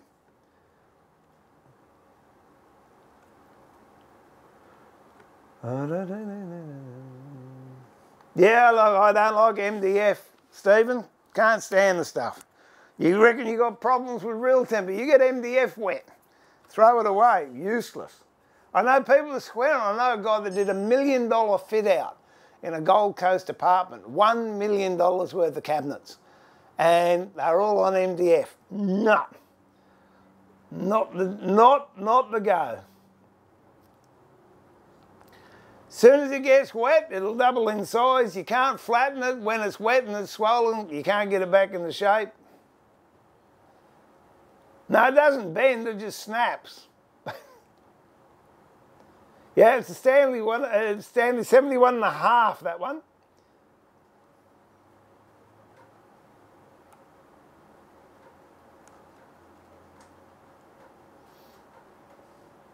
Oh, look, I don't give a hoot about chemicals. Really, I'm over it. You use a bit of kerosene. Oh, kerosene's no good for you. You drive a car, it's got petrol in it. Oh, you use formaldehyde glue. Oh, it's no good for you. What are you going to do? Wrap yourself in bubble wrap, sit in a corner in an airtight room and drink through a straw? God, life's risky, you know. You're not going to get out of it alive. Something's going to get you. So, you know, if you're worried too much about chemicals, don't even bother going there. Well, I was going to say take up gardening, but what's the point? Gardening, all your fertilisers are no good. And then all the stuff you put on there's got powder in it. You can ingest that. And some of the plants you touch are poisonous. And you can drown in your watering can. I mean, what's happened to the world? Everyone's a mamby-pamby Care Bear. I know I'm over it now. I've had me rave. I feel better. Thank you for being there, for being a sounding board. But it's true. I mean, for goodness sake, you know, you look back in history and what we've done and what we've achieved, Everyone's too scared to eat a toasted sandwich in case it's got something scary on it. My goodness. I mean, the obvious things, well, don't drink poison. Well, that's a good idea. But then again, you look at it, alcohol's poison, so, figure. Don't smoke, fair enough. You don't want to smoke, well, don't sit behind a car with an exhaust pipe either. That's not much good for you. Ah, dear, oh dear. I mean, timber. Yeah, look, some people get allergic to timber. But you don't brand a black bean. Oh, black bean's bad, you've got to ban it. In the 70s, nearly everything was made out of the black bean. I have never had any problem with black bean. Australian red cedar, I have a reaction to. A lot of people love Australian red cedar. What's another one? I'm starting to feel I'm getting a reaction to Queensland walnut, not Queensland walnut, Queensland maple, but I'll still work with it. And then if it does give me a reaction, I'll take a histamine tablet if I have to, or antihistamine. If not, I'll just put up with it, because I know it's for a day or so. Goodness gracious.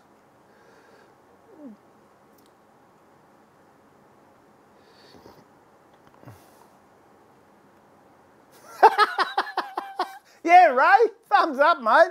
Oh, let's get into it, do something real. Oh, crikey.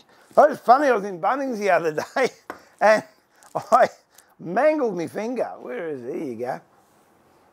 There you go, look at that. That's nice, isn't it? That finger there, I had a rotary blade that was in the, what do you call it? The console of the truck. And I was getting my phone and I went like that and the rotary blade went between my fingernail and the finger and cut the fingernail away from the finger and cut the finger. And, well, you know how fingers bleed.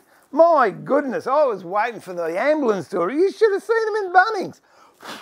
I turned around to one of them and said, you know, if I had a high-vis vest on and safety boots, I might not have done that. Oh, give me a break. Anyway, where are we up to? Let's knock another dado out. Oh, I could go off, I really could. Poor old Susie has to put up. She's banned me from watching television. I'm allowed to watch Netflix and Stan, but I'm not allowed to watch television. She reckons I get too excited. Oh dear. This is why you need a right and a left snipe bill. So this one here, I did, that was a left-hand one. Now I need the right-hand one to do this side. I could, yes, I could have turned the board around and done it that way, I suppose. But I didn't wanna, so I didn't. Whoops.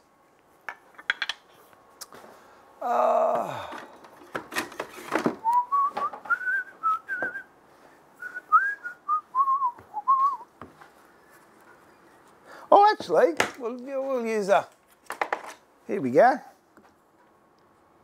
Not quite the right size. This is a rebate plane. What I'll do when we do the rebate on the top, which we will do very soon, I'll do a rebate with a rebate plane and I'll use the moving Fillister.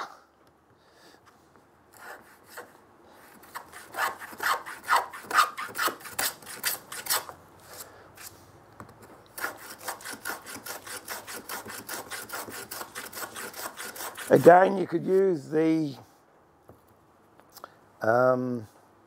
Stanley 45 for this, if you so desired.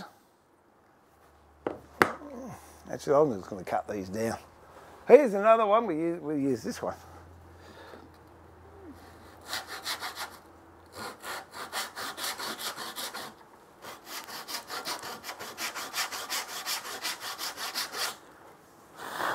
I was talking to Anthony during the week from Lee Nelson, Australia. He's good. He's started to run classes down in Adelaide too. So if there's anyone down in Adelaide, give Anthony a ring at Lee Nelson, Australia, and he's running hand tool classes.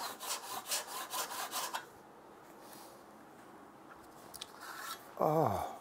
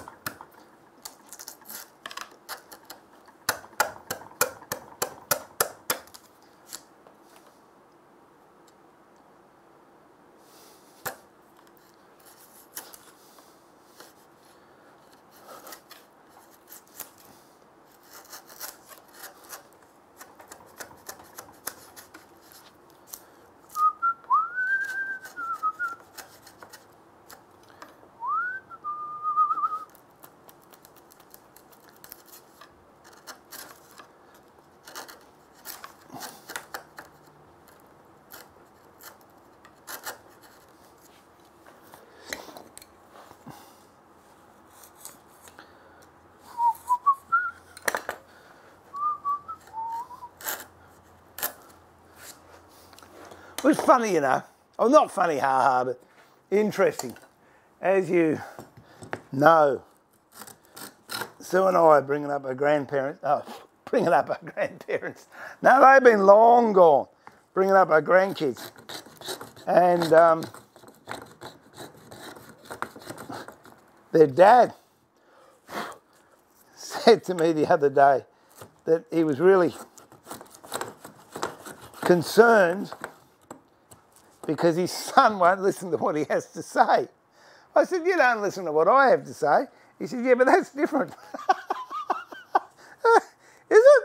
Oh, okay. Well, I'll just shut up then.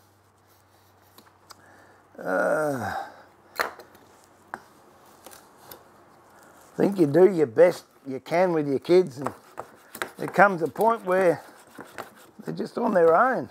You're always there to patch them up and dust them off if they fall over, but I think that's the point I was going to say. With grandkids, you don't stress as much as you do with your kids because you know they're going to do what they're going to do anyway. So what's the point of getting all excited about it? All right, now I've got to do the same to this end. And then we can cut this up. And, oh, I've got to put the... Oh, we didn't do that, did we? Oh, that's all right. What I'll do first, we'll do this one and then we'll put the the rebate in the top.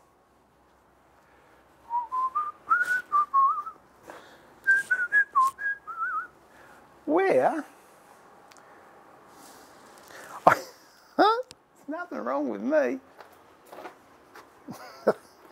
Nothing your brain wouldn't get rid of. Where'd I put that other box? I had it 2 minutes ago. I thought I'll use that, and I put it down on the ground. There it is. It's the same colour as the floor. Okay. So that's good there. Means that one's there.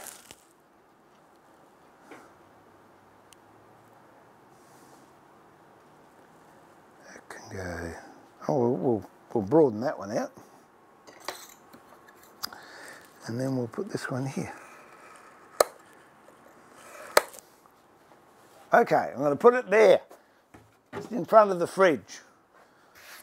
So if I ask you, please remind me, I won't mind.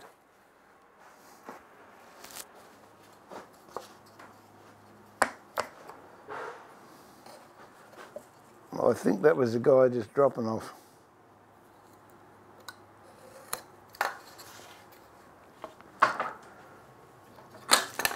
The roof to the skillion, if you heard that bang. Okay, so we'll do this one. That one was this saw. This is a beautiful saw, by the way. It is just, I'll give it a plug. No, I'm not getting paid for it, but it really is. A Lee Nelson Dovetail saw. Well, what it is, 8 TPI, 15 TPI. Yeah, gee, it's nice.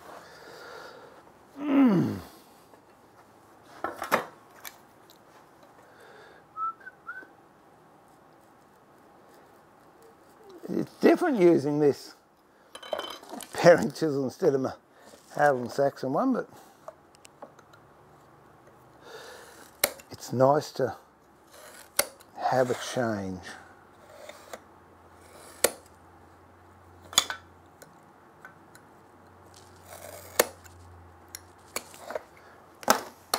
See if there's much difference. There's a difference in length. And oh yeah, there's a difference in holding it too. Maybe it's just I've used this one a lot more. I don't know. Anyway, I'll put that one back. Where are we up to?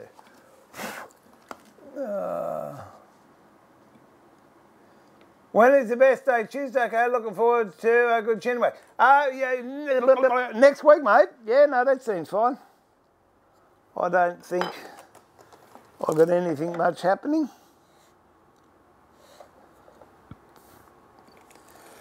What time are you thinking, Alan?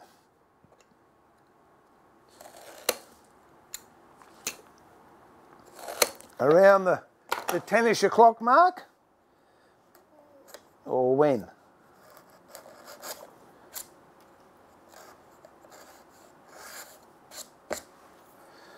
Boom, boom, boom.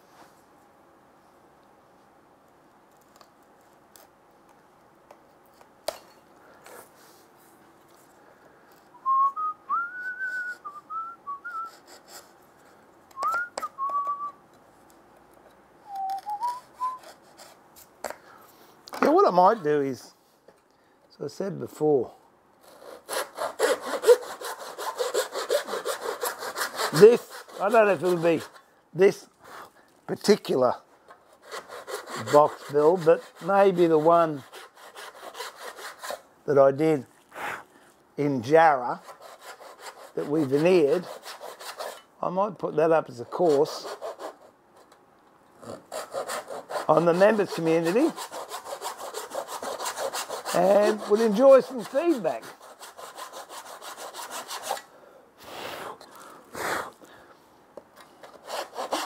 By the way, if you're new here and you like what you see, I'd love you to whack the subscribe button and hit the notification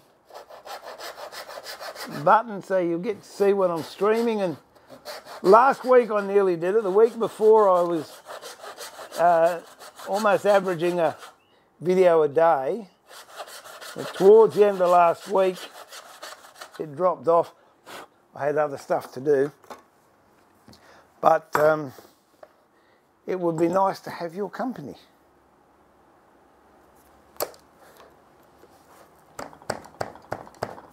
It's not going to...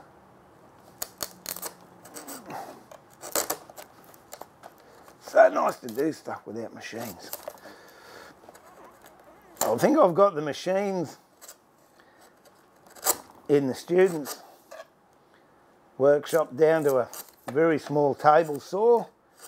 I'm going to take a scroll saw up there, but that might be for my use. And that is the only tools I'm going to have up there, or power tools. At the moment I'm trying to get the tools for the benches. It would be hoped that everyone eventually will have their own tools, but I'll have a small set of tools on each bench that will allow you to at least do the projects that I'm focusing on. There we go.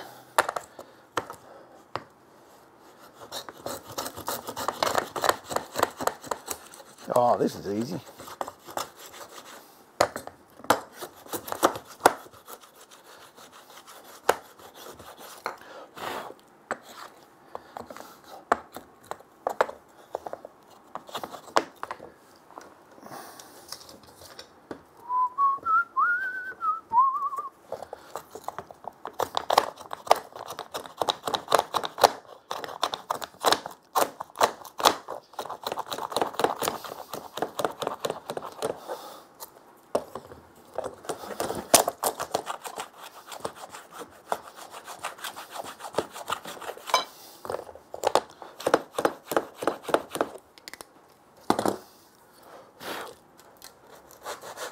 A little bit to go there and there.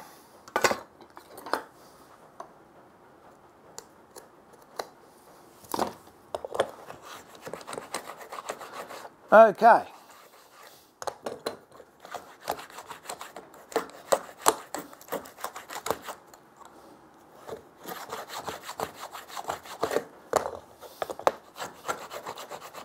Now, the dado in the top. And for that, I'll do one with a rebate plane. Not a dado, a rebate, sorry. And I'll do one with the moving Fillister. I think I might do the moving Fillister on this one. But I'll have a chat first. Oh, where's my water gone? There you go. Bit thirsty.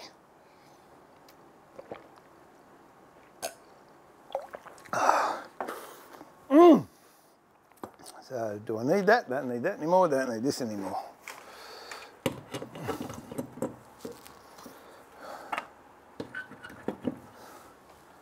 Don't need this.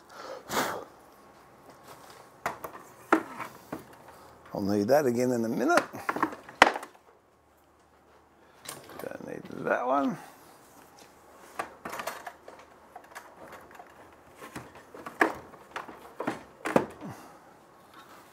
Look, I'm tidying my bench up as I go.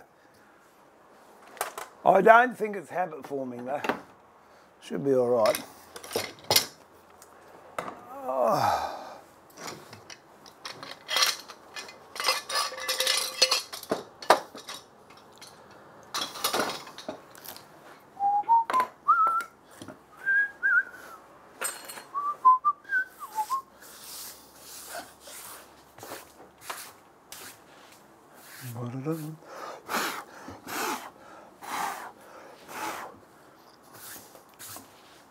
Okay.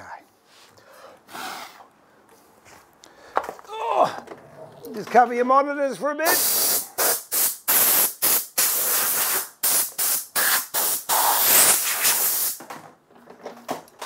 Didn't want to blow sawdust all over your lounge. Oh. Are we back up there?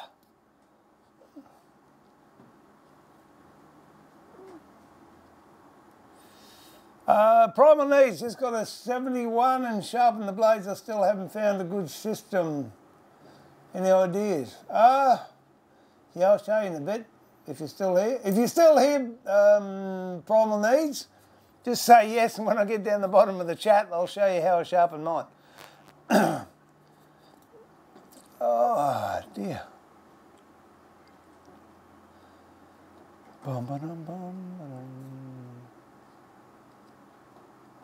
Yeah, that's it. Oddballs, a happy family movie. It was good. Okay, mate, give us a ring after the stream. I'm going to go for coffee, I think.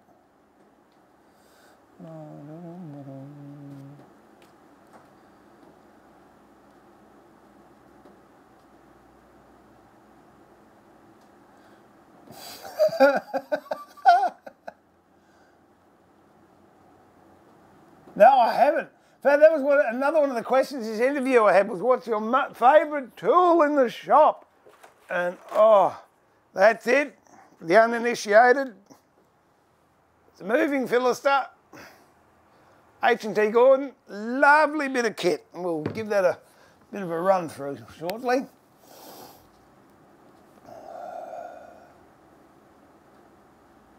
Oh, a bit of the old 2001 Space Odyssey, you reckon, Laz?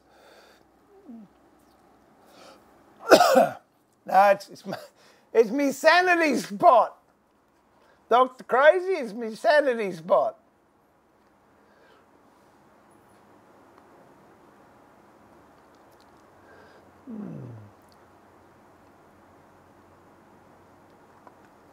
Vegemite. Then they bought, Cadbury's bought out Vegemite chocolate. I bought a bar of it. It's the most disgusting thing I've ever had in my life.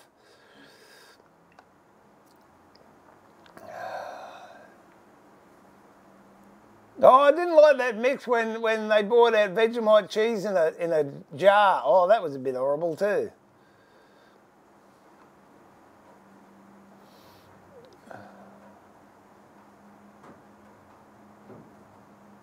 In the cup itself, Stephen. So it's, pretend it's a cattle trough. That's how it's bent. Fill the cattle trough up with water. That's how I remember it. And within half an hour, it'll be flat. Okay, let's set this sucker up. Oh. How deep do I need it? I don't know what this is. 9 millimeters. Okay, so we'll set it 9 mil down.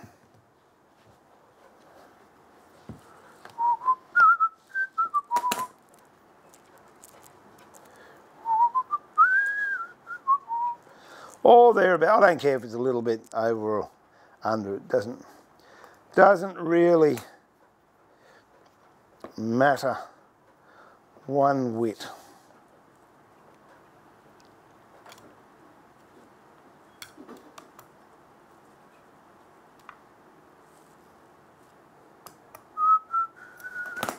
All right, now how deep do we want it? Oh, we might as well go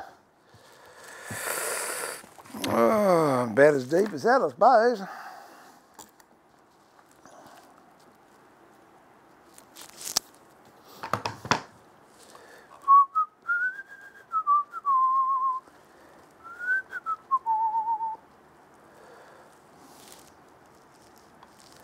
And we'll have the knicker down too. Just a tad. All right, so this part, let's go here. This part here moves and gives me the depth I want to go into the board. And then this foot here denotes how deep the thickness I go. So she's all set up now. And I've just got to work out how I'm going to hold it. I think it could be another job for hold downs, if I can get them there. Looks pretty good. I can pass that without hitting anything. I can go there. I can go there. I can start back here. All right. A bit scientific that, isn't it? Okay, where's my hammer? Did you say I bought a new Earthwind hammer, whatever they're called? Yeah, what? There you go. It's just splashed out. All right. Here we go. I'm hoping this is set. I haven't used it for so long. Oh, it's beautiful. Now, what's going to give you the best shot? Oh, you got all three shots there. There you go. Isn't that just the nicest thing you've ever seen or heard?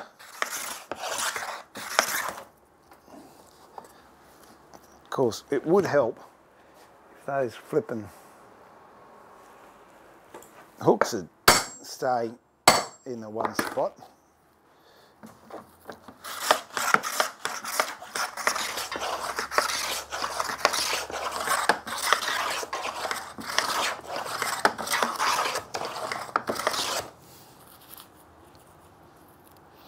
What I might do, since I've started with this, it's got to go down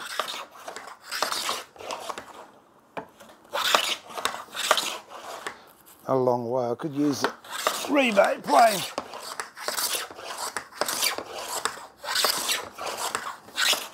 No, I'll stick with this.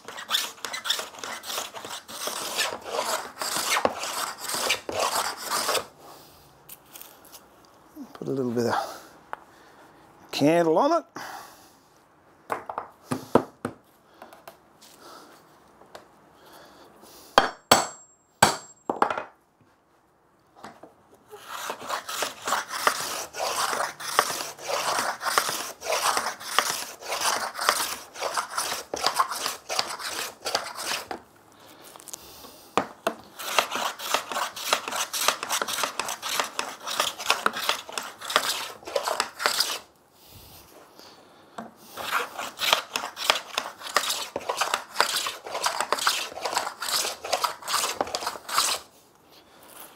Beautiful plane to use.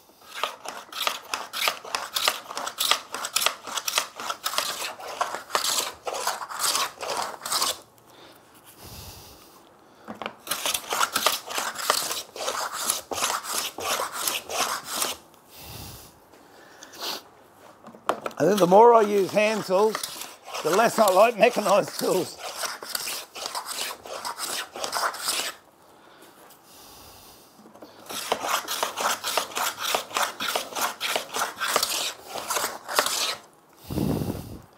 Yeah, by the way, students in the workshop won't be getting one of these. They're going to do it old school.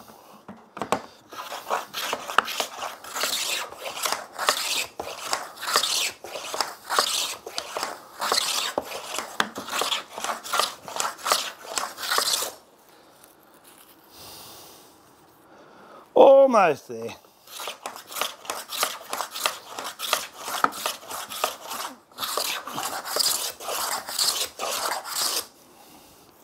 And I think that's it.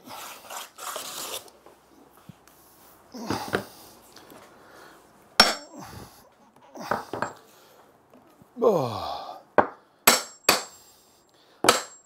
I whacked that in too hard.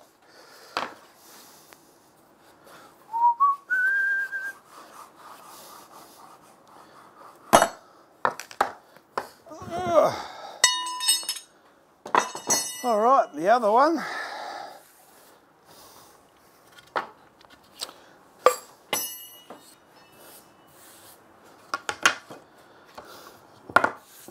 I really don't need it as long as that one, but I might as well do it.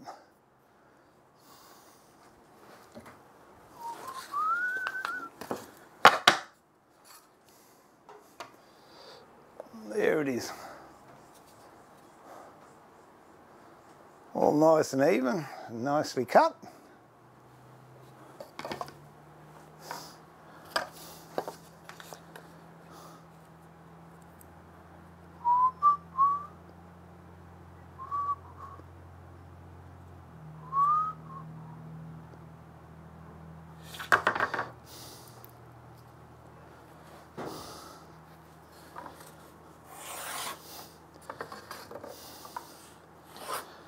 Actually, I only need that much, so I might cut that off there.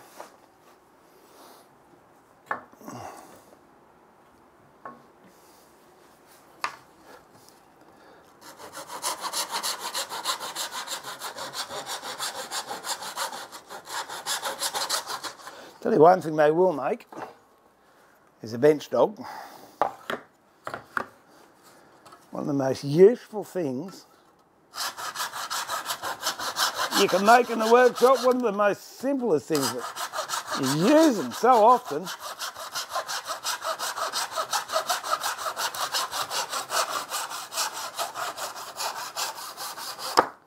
There you go.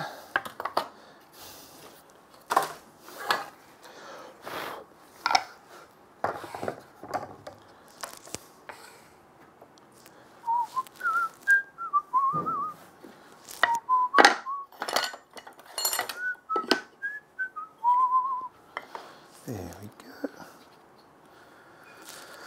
go.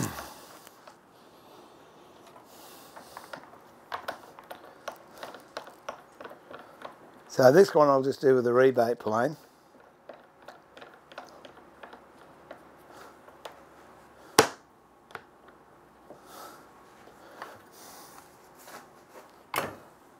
Again, you could use the hand router with it. You could do it on the saw. You could cut it with a saw if you wanted to.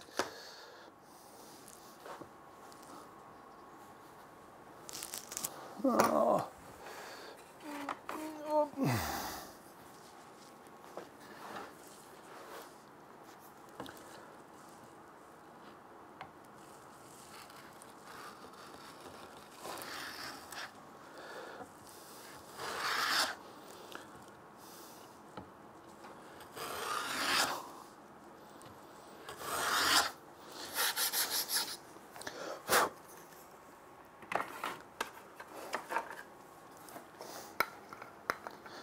I would use linseed on it, but look, I can't find my linseed oil. Do these, you put the corner in the groove, you just cut and gradually bring the plane up. It's the same as when you're doing moulding. So you're creating a fence along here by using this quarter here, just to make sure that's it, yeah. and then you gradually bring the plane to the upright position, and then you've got a nice fence to be working on.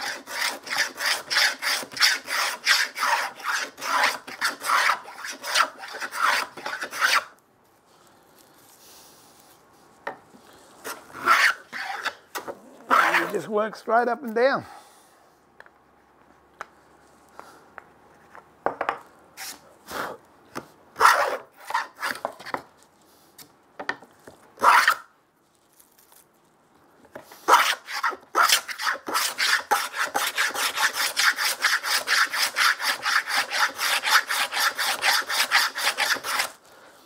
Big difference between the moving Fillister and this, apart from the price, is you've got to check your depth yourself, and you don't have a fence on the side of your job. So it takes a little bit more control. Could do with a bit of a sharpen too.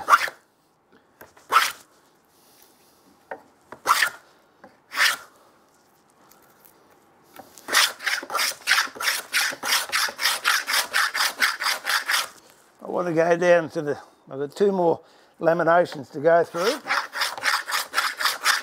and I'm down to depth. 1 more lamination to go through.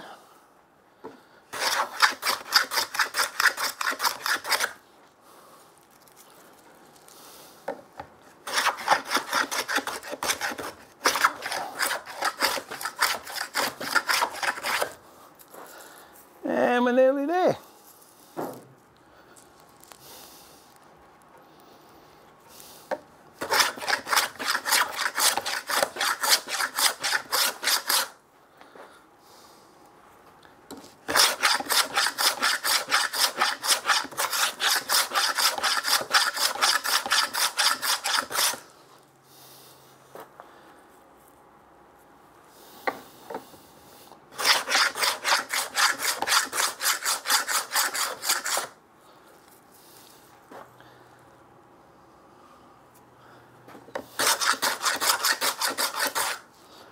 Okay, here we go.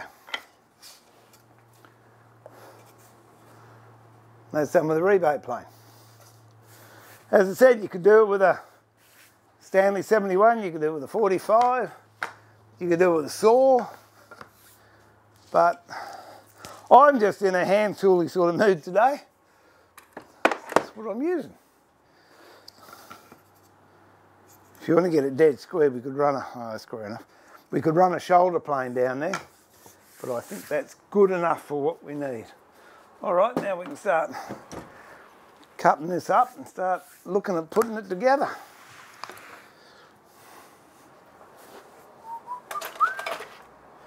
Let me have a chin wag.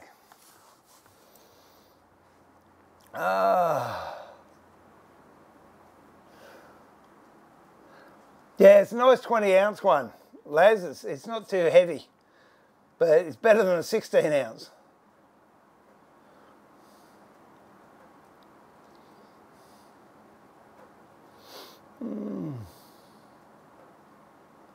Oh, well, there you go, Alan. I was going to break it into you gently, but there you go. Well, all right, I'll quantify that. Yes, there will be a moving Fillister there, but no, you won't be using it.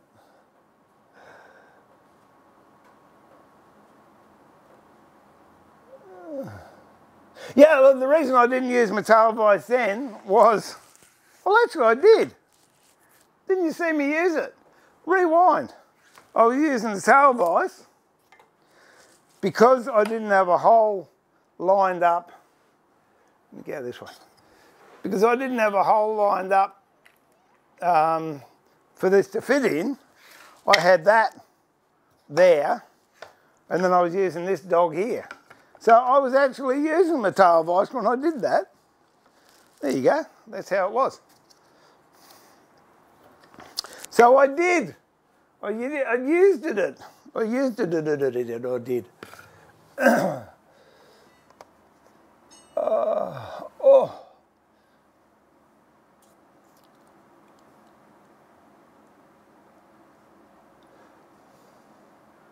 Is my new hammer? No, I don't like the 24 ounce. It's too heavy, mate. They take it out of the wrist. Where'd I put it? Oh, here you go. That's it. What is it? It's a E20C.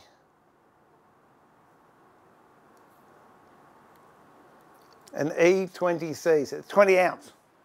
Very nice. There's some cheap knockoffs around with leather handles, but not as nice. Not as nice. All right, let's start cutting this up. Where's my... Oh dear. There you go.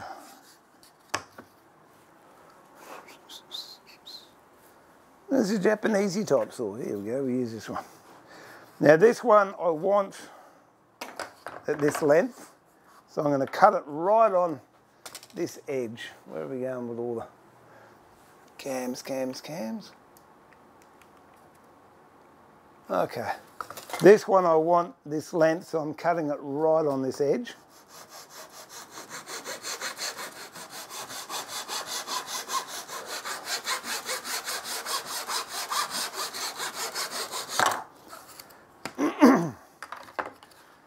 This one I'm cutting here.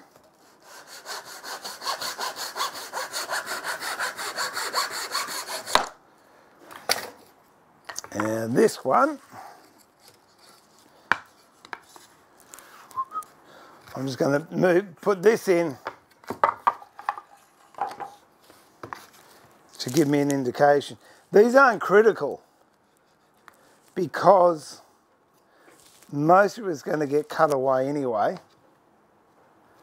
as you will see in a little later on. Okay, so we'll just cut this one.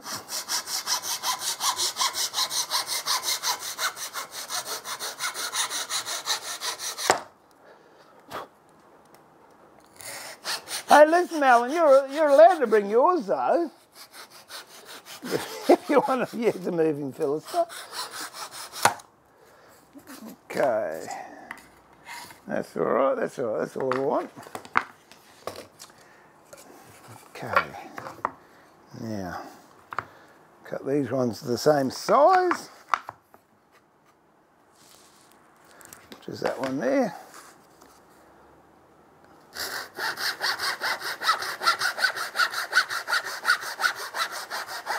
I mean, be as good as you can, but if it's not perfect, it doesn't matter because we're going to shoot it anyway. There you go. That's done, that's done, that's done, that's done.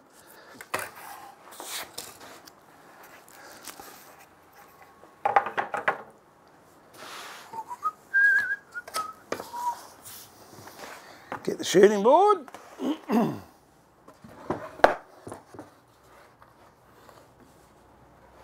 Oh.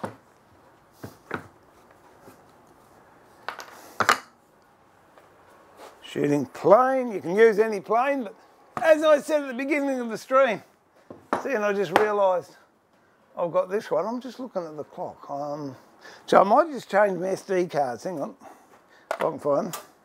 Wait a minute. Just changing SD cards on my cameras, because I think those ones are just about full. Oh dear. Oh, I tell you what, it's nice up here. I'm standing right in front of the air conditioner. Very nice. Very nice. Oh. Oh.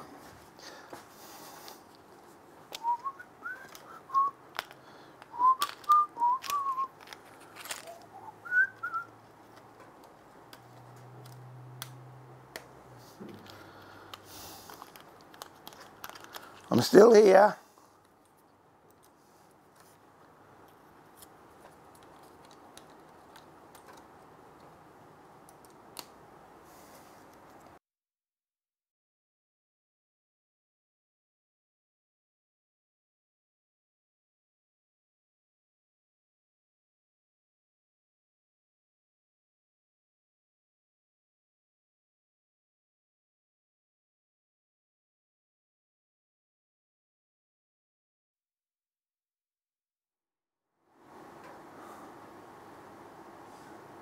Should be on, yeah.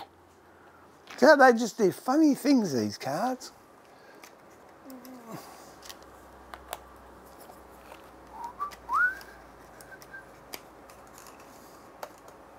Oh dear. Accessing, we'll do that.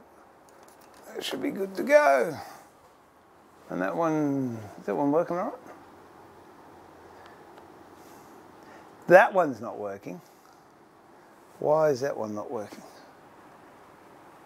Because it's not wanting to work. Hang on, wait a minute.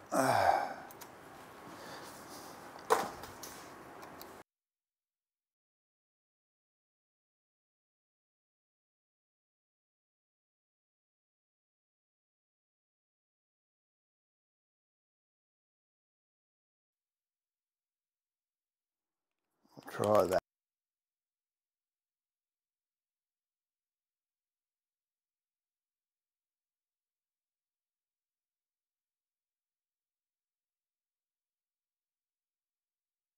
There you go.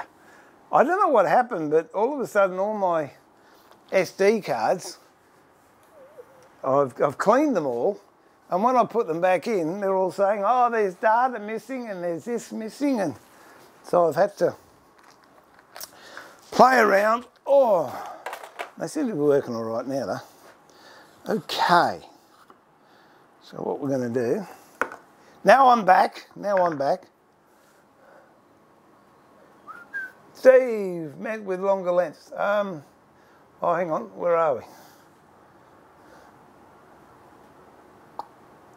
Oh, ah!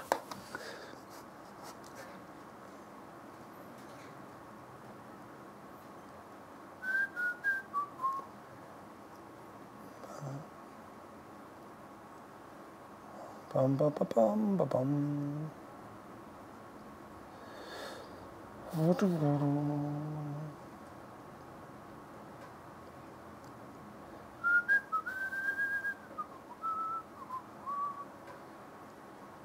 No, I didn't get that from the big green shed. I got that from Total Tools. They had a tool sale on.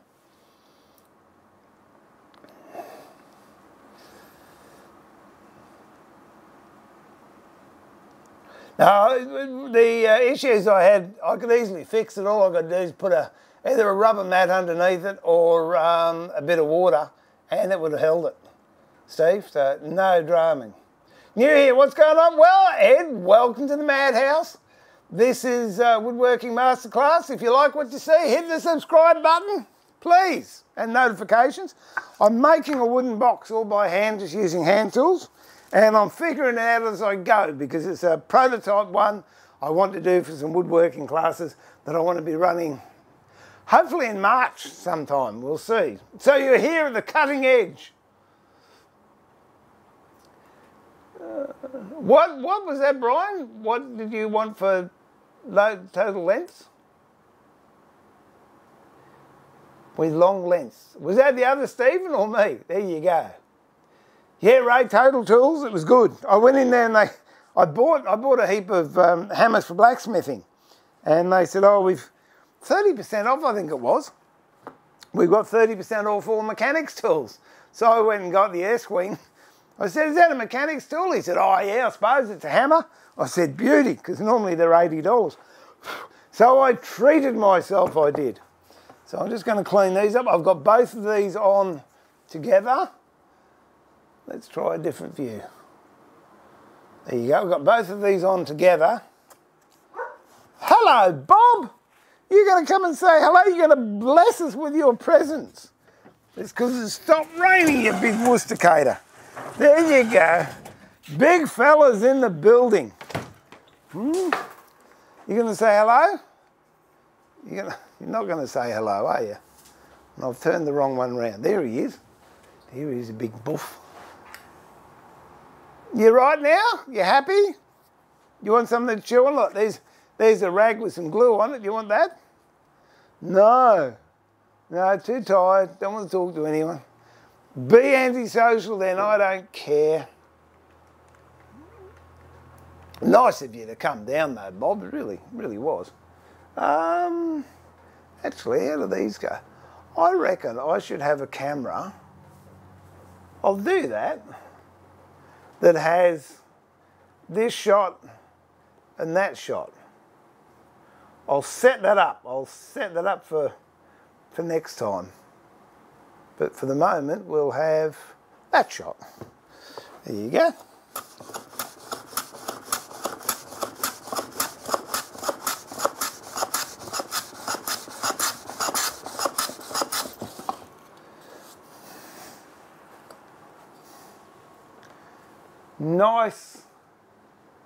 Nice clean cut.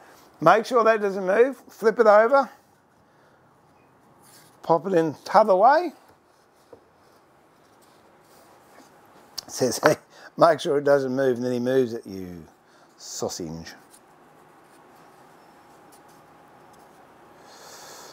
There you go. And then just a little more.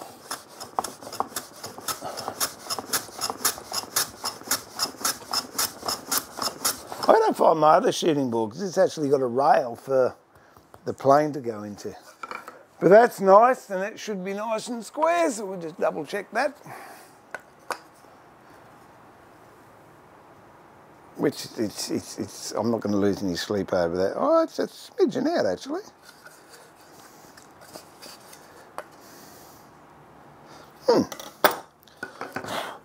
Let me try that.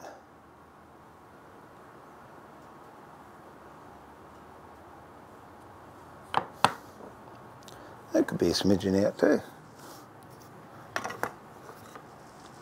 No, that's all right. Just the way I was holding the plane, I'd say.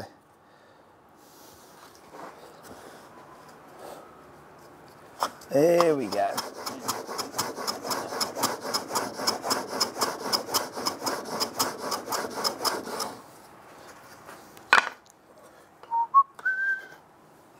That's better. That's much more better. It's the other thing with a shooting board. You can have a real square shooting board, but if you're not holding the plane square, it's not going to cut square. That's why I like the other one I've got. I've actually got a brass rail in there that holds the plane or guides the plane.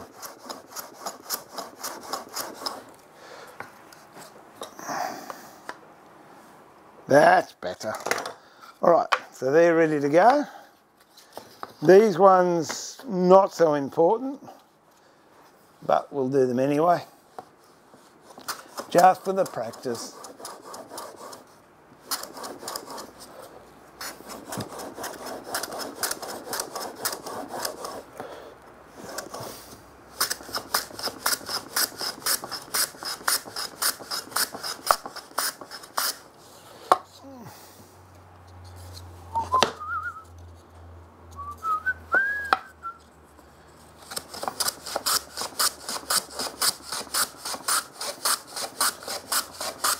All right, we'll be using that again later on. There we put it together. Hopefully I can find a rubber band. There you go, this will do.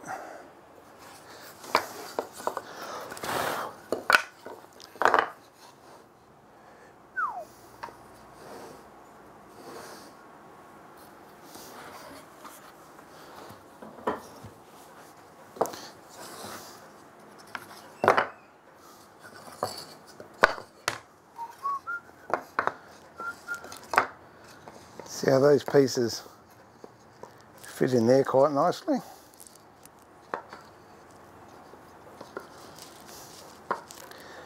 Throw a lacky band around it.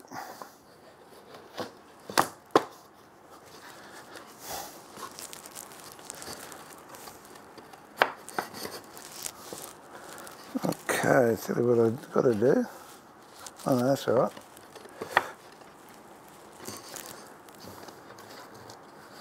Got a bit of gunk in there, I'll just got to clean out.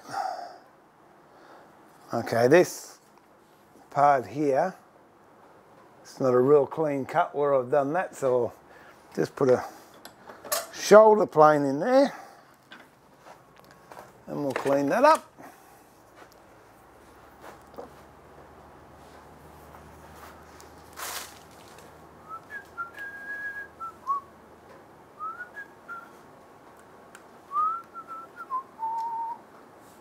There you go.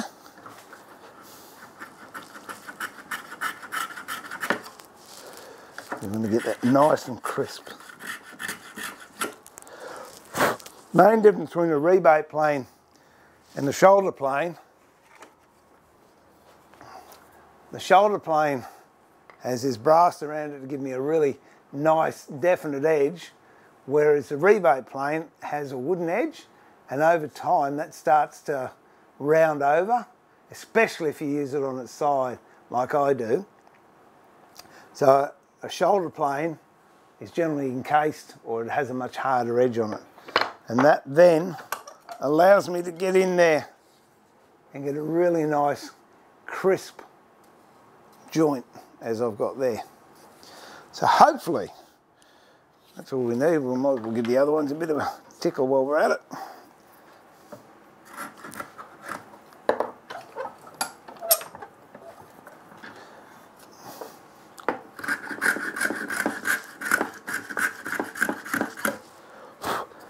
You could do the same thing with a chisel, I guess. There's only swarf in the corner, so if you come in like that, which you most likely can't see that, and take the corner piece out, that's good. I'll just check that with this. So that gives us a nice tight fit now all the way down, and take that out of it on the bottom as well, whereas before it was a little bit out. We'll see if we've got one. Yeah, okay, you can see there's little bits of fur in there, and when I put that in there, so I've got a bit of a gap, and that's being caused by this bit of rubbish that's still in the corner here. So we'll just knock those out. That was interesting. I didn't expect that at all. That's what I like about woodwork. You never know what's going to happen next. Especially live streaming. If something will go wrong, can go wrong, it will go wrong. That's why I just don't get too serious about it.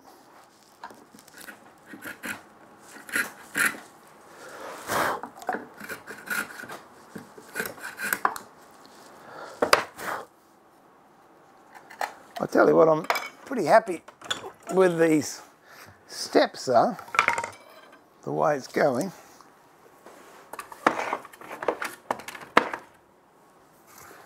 All right, so let's get back to putting this together.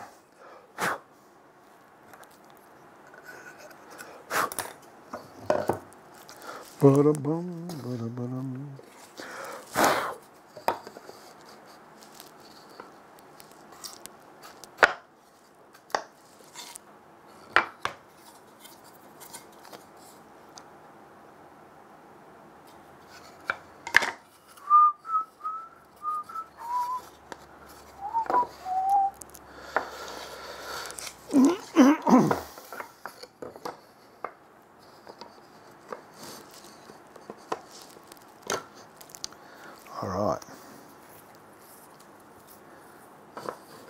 Great clamps, by the way, rubber bands.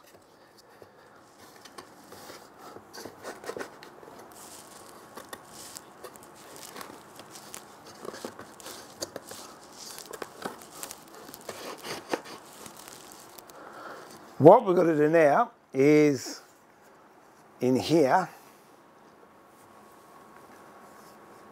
this rebate or dado that we've got, going to make a panel to fit into that.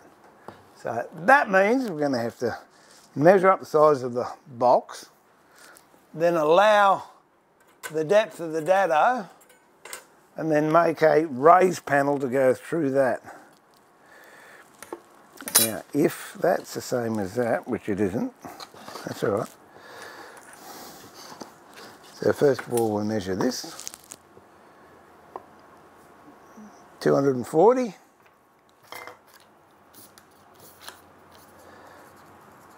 240 by 195. Depth of the dado times 2, which is 5 mil. So that's 10. So that's 250 by 205. 250, 205. So now I've got to cut a bit of timber for that size so we can make the floating panel with a raised lid, if you wish.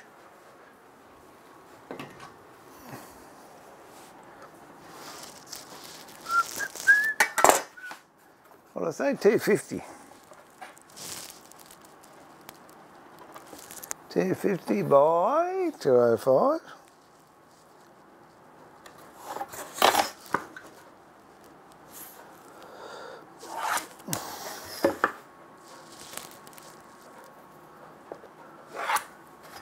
Okay.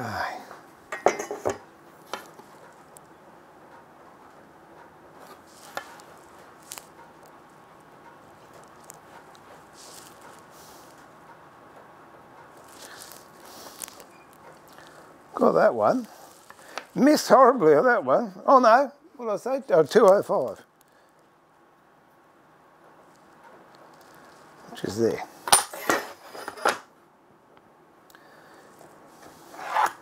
I don't mind if I have to cut it twice, providing the first time I cut it oversized. It annoys me when I cut it undersized the first time. But there again, that's what happens. Okay, so then we sharpened the saw last week. We'll have a go at cutting it. Now I'm not going to cut to the line on this because I know I'm going to get tear out. I'll cut a little bit off the line, maybe, I don't know, 3-4 mil off the line, and then I can shoot that square.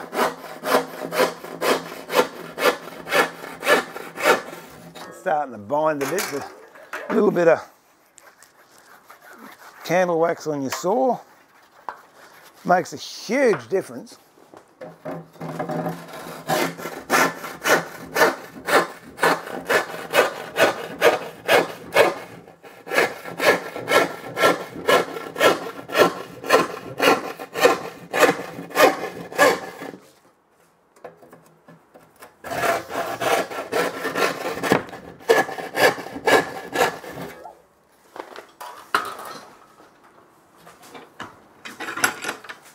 What's up, Bob? Do you want to go out again? No food for you here. You want to go out again? Come on then. Excuse me, just got to get the dog out. Come on, mate, let's go. There you go. He's funny, you know, it's so hot. He generally sleeps on the bed outside the bedroom. But because it's been so hot, initially he'll come in and just lie in the bedroom until about 11 o'clock till it cools down. Then he goes out to his bed.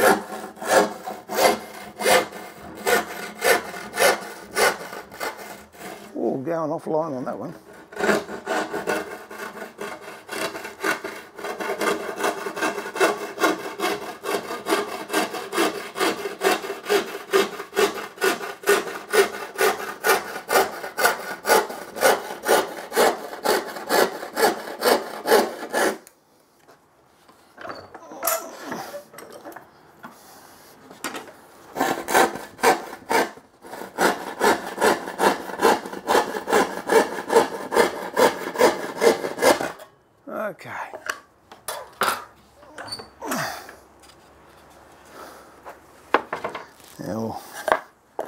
roughly plane this one down to size. Might use me big hooker for that. There you go. The big fella.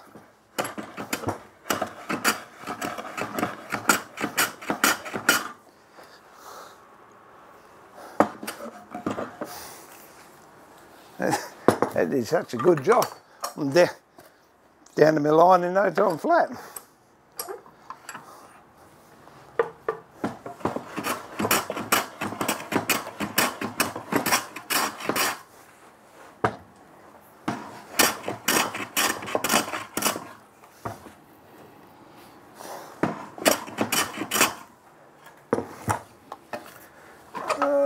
Good thing about plywood, you can plane it either which way, it doesn't matter.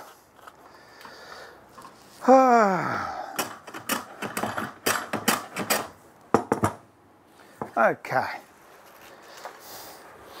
The old Mathesons are great, they really are.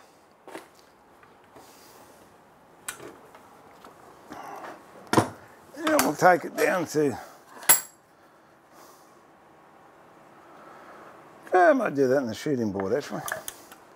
We'll do that on the shooting board.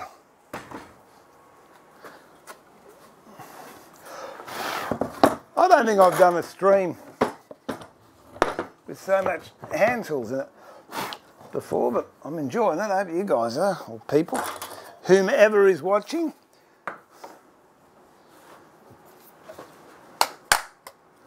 It's not going to work.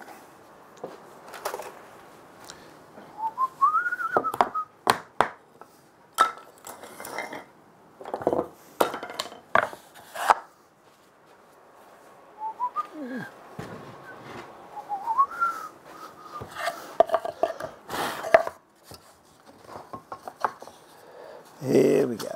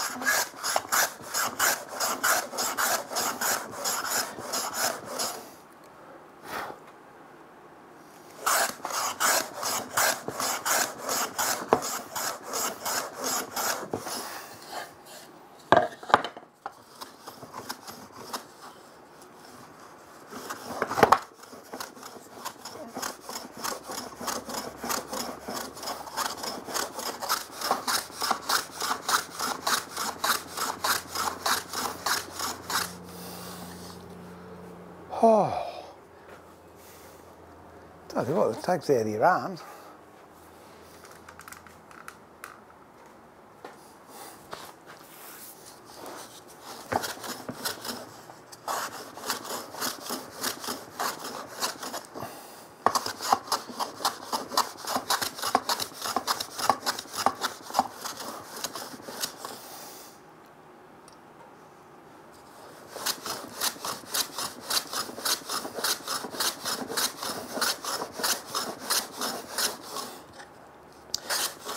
And again, it's not that critical that this is totally square because it's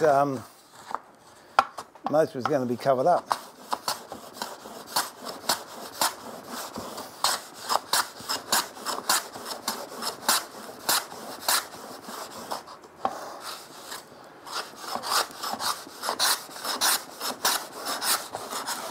Oh, I think it's going to be close enough for me.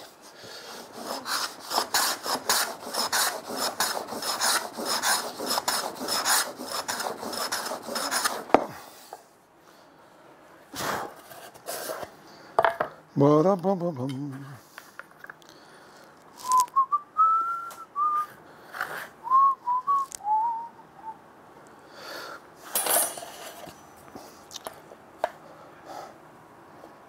That will do. I don't think we're losing any sleep over that. Okay. I might put that there because I might need it again.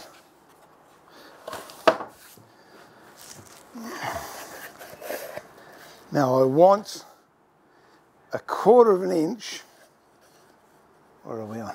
I want a 1/4 of an inch here to go into that dado, and then I'll bring the raised panel back that way so it sits down like that.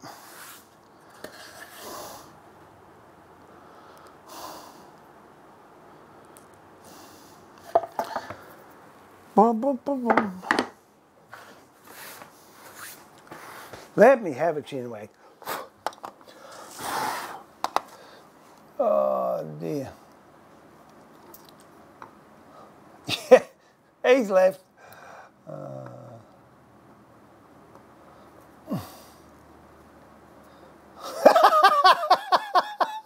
You're right, Les. It is.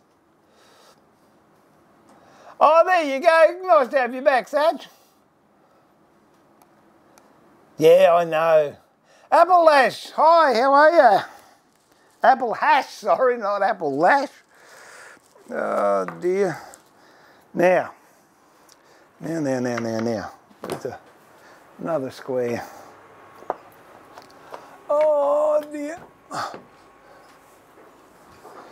we've got enough room to put this one in. I might use a... No, look, I can pick it, can't I? I might just put another hole in here so I can... It really is frustrating. You don't have the right holes. You just can't get it. The other bench I've got is a lot better.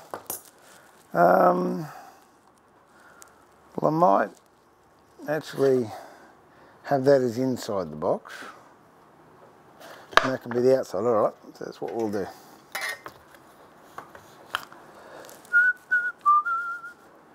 Got no idea what that measurement is, but it just looks nice. 35, 35, 35, 35.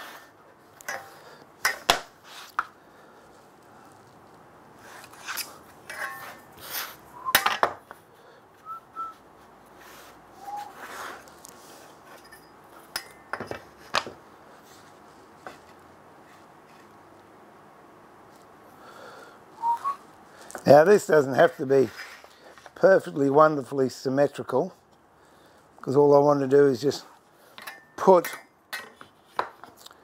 a raised panel on it so I can get that lip to go into the dado at the bottom of the box.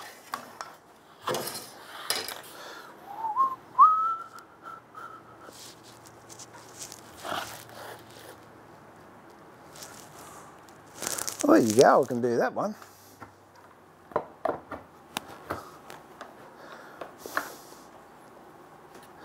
Now, normally if it's solid timber, I always do cross grain first, because then if you have tear out and everything, you can clean it up, but plywood it doesn't matter, but I'll still stick with that process.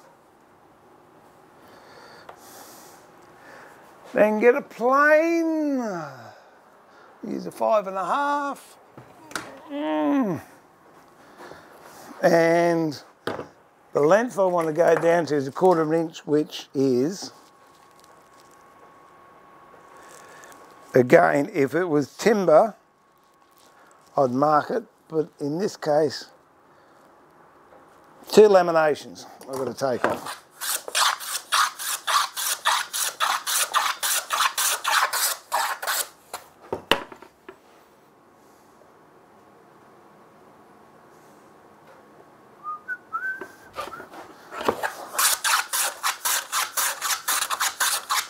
So I'm down to my first one's almost gone.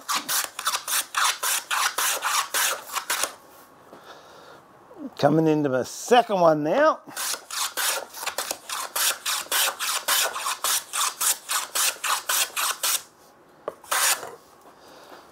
And as soon as I go through that one, it's going to be good. Okay, that's it. That, in all fairness, should fit in here. Whoops. Like that.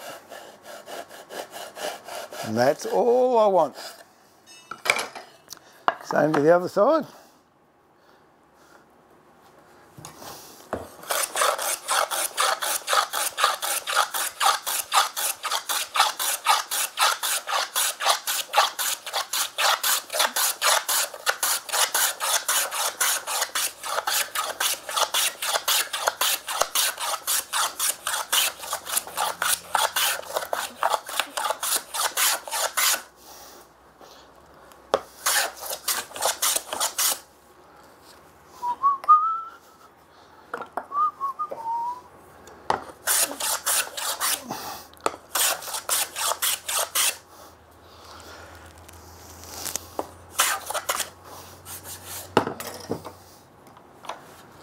That should fit in there too. Now just do these long pieces. And that's not going to do that, so I'm going to have to use a clamp.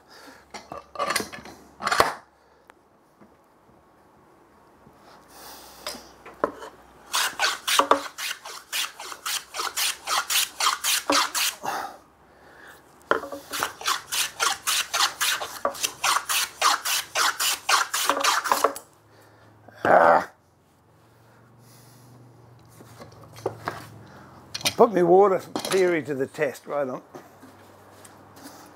A little bit of water on the back of the plywood, like that.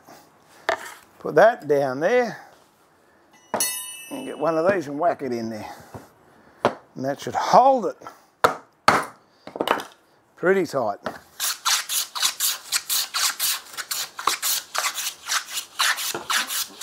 What I'm doing here, I want to get this line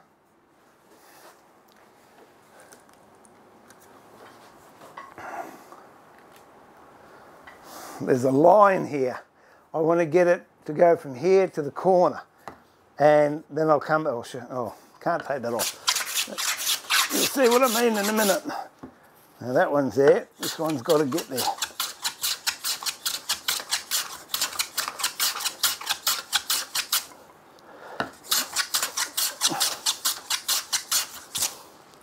Whoops, too far. But that's good enough.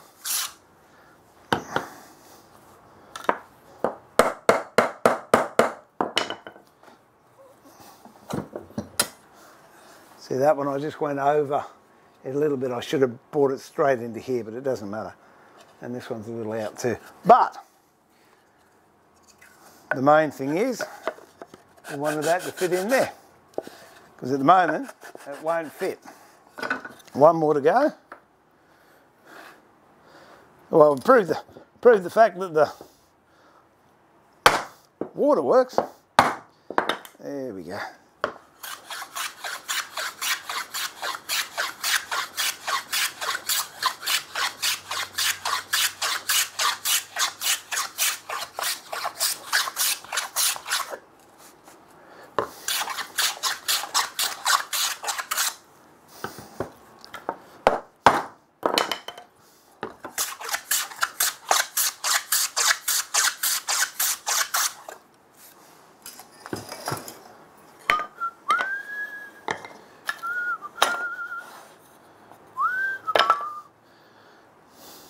If it moves again, I'll move it up and put a dog under it.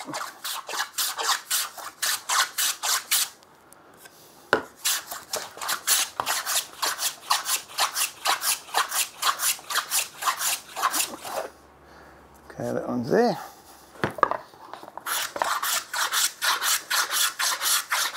That one's there.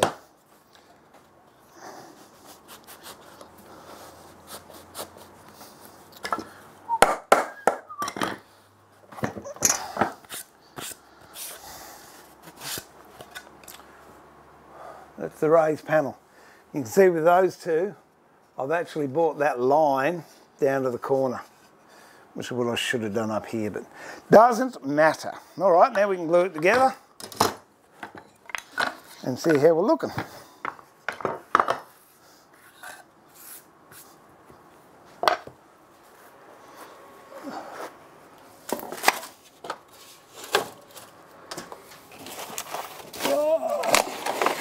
Yeah, it doesn't matter. Wherever I put stuff, I'm guaranteed. Oh, there's my veneer hammer, look at that. Oh, it's good what you can find. Guaranteed, if I put it in front of a door, I want to use that door. No 5s, 109s, 105s. Oh, we'll give it a go. We'll see. Okay, where's that gluing up board?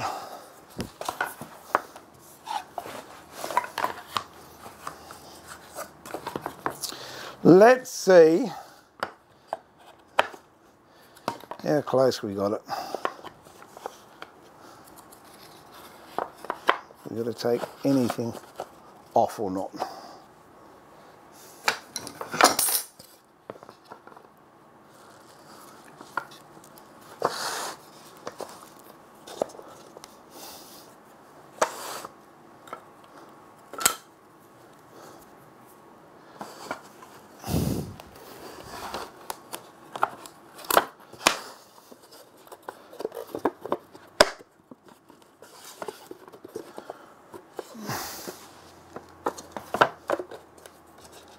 There you go, it's all good enough. Which one do you want?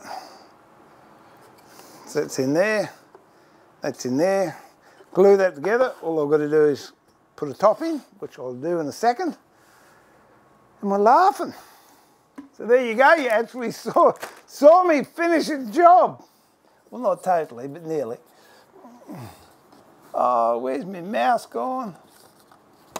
Oh.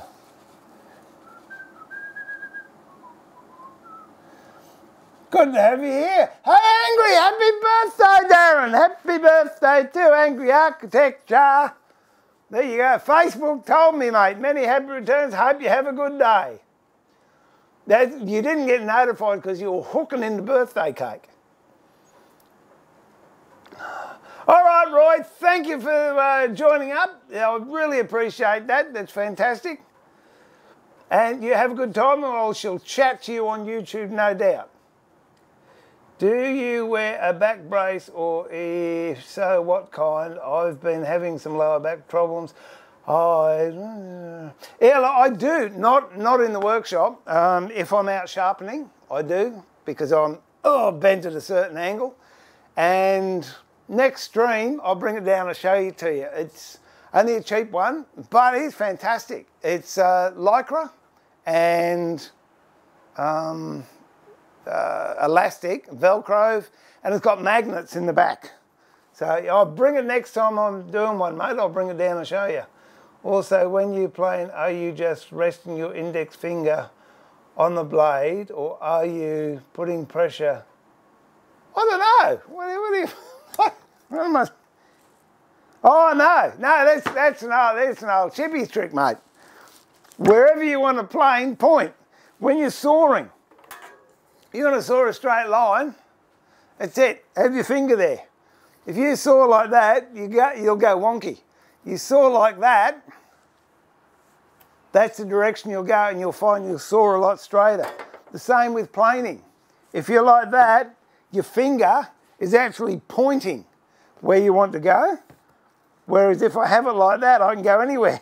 But with the finger out, you're planing in that direction. I don't know, it's one of those quirky things. But it's just, it comes natural, I think, after a while. Anyway, let's glue this up and then we'll get the top done. And then, oh, well, we didn't get the ear done, but that's, we're on my stream tomorrow. I don't think I've got much on tomorrow, so I'll stream tomorrow and we can do the donkey's ear stream tomorrow. So even if you can't watch it, it'll be there and I'll whack it up and you can see. But we'll finish this one off just for the Ray Herrings of the world, so I don't finish anything. No, only kidding, Ray, only kidding. Oh, okay. Now, what I'm going to do with this bottom, I'm not going to glue that in. But what I will do is I'll put a wodge of glue right in the middle. And that will stop it from rattling. But it will still allow it to expand and contract. Not that you have to worry about that with plywood. But if you just do, where are we? If you just do that, put a bit of glue in the middle, or you can put just a bit of glue there, doesn't matter. But you don't glue any other part because it's a floating panel. And that way it won't break. Because if you're using solid timber and you anchor it all the way around, you get big fluctuations in temperature or humidity. I'm telling you, it's going to, one of two things. It's going to split if it's too hot and it loses all its moisture, or it's going to buckle and blow your joints out if it's too wet and it expands. Yeah, get in there.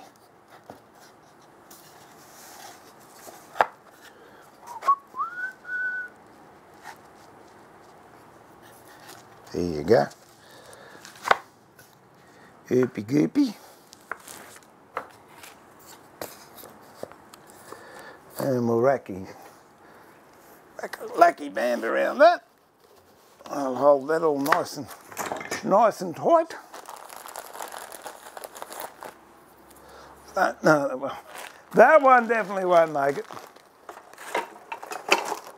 Another one of these.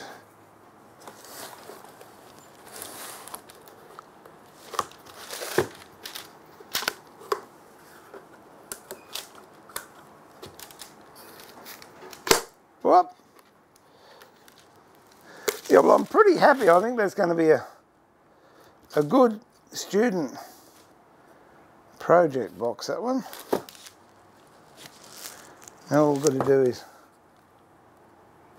we'll make the top.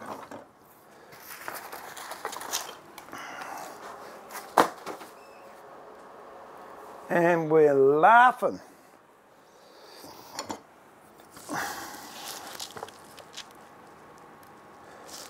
It's pretty square. That's a bit out there. Oh, that's the way I'm pushing it.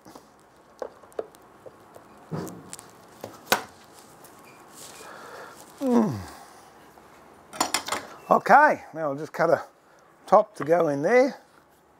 And again, if it's not dead square, it doesn't matter, because what I'm going to do eventually is put solid edging around it, which will bring it all nicely into square. So where's a... There we go.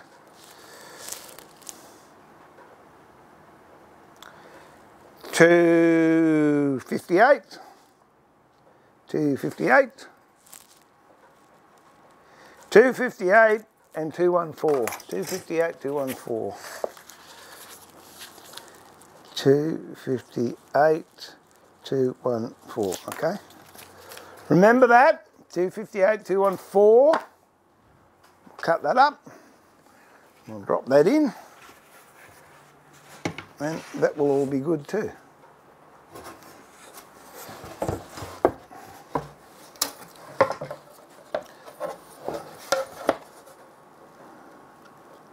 Geez, I'll tell you what, that is that close there.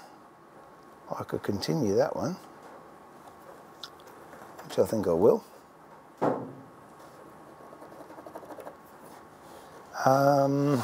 What's that? 260.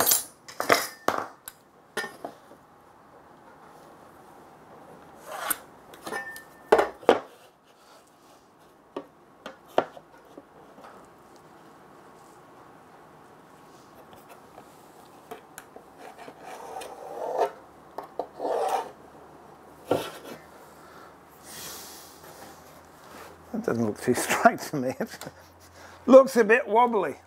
Let me get a different square out.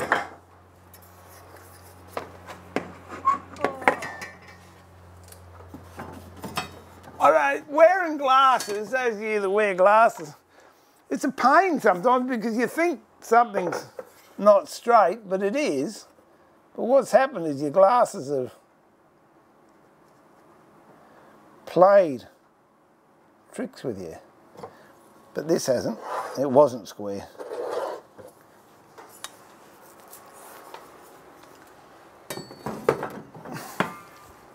Okay.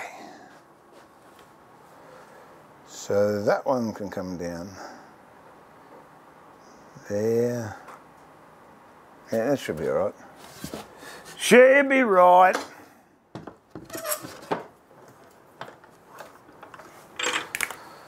Oh, give me the other panel saw a run.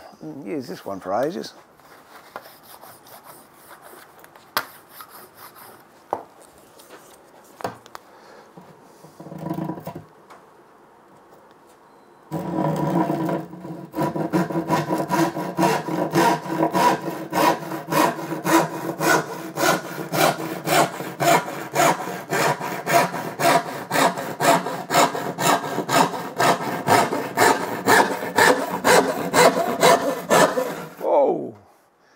off line on that one.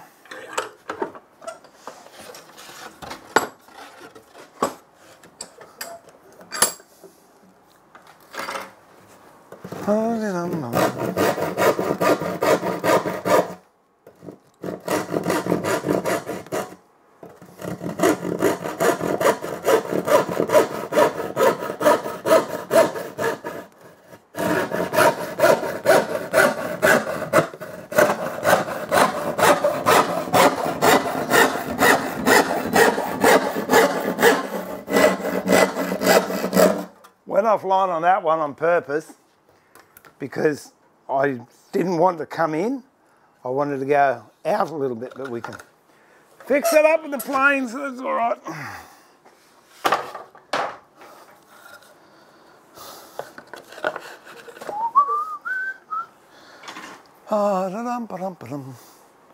Where's the 5.5? Here we go.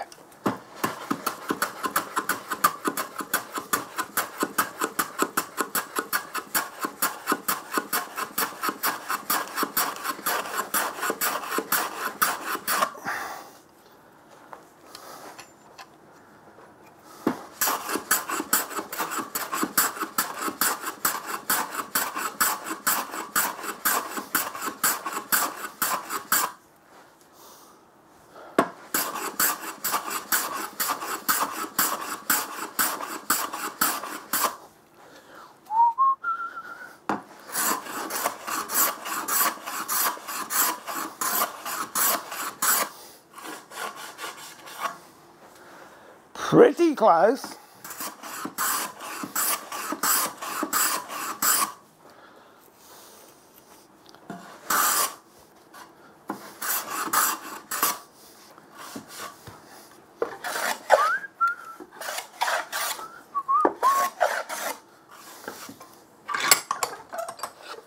So look, it really doesn't take that long to get a straight edge.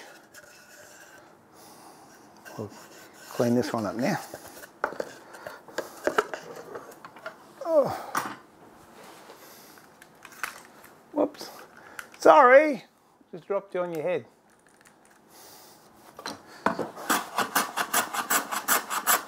This is a 5.5 I'm using. And normally you'd use a 7 or a 6. But because this isn't a particularly long piece, 5.5 is going to work just fine.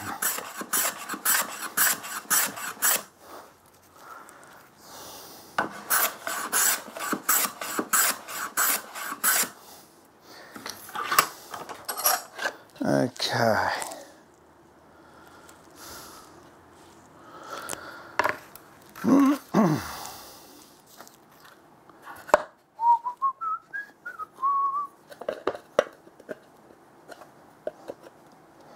That's a nice tight square there.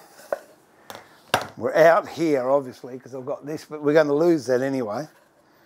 And then I just think I'll clean this edge up and we'll look about dropping it in.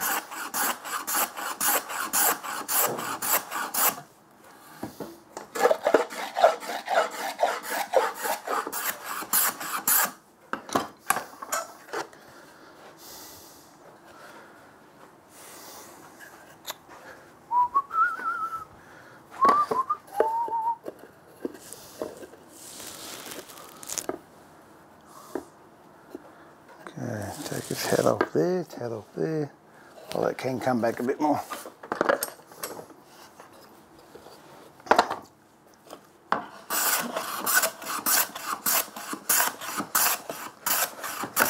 I'm going out today to buy myself another squirt bottle because I'm sick of this vice slipping because I haven't got any water to put in it.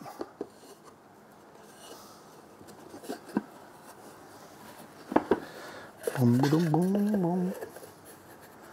Boom, boom, boom.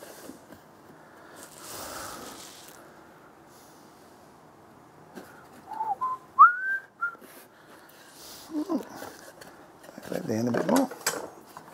Perhaps I should have stuck to that original cut line.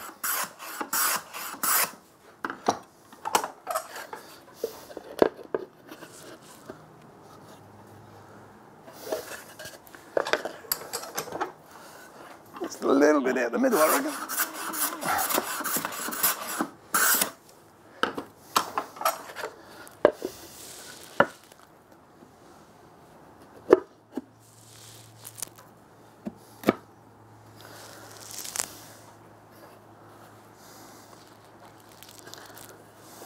That one's all right, that one's all right. This one's not.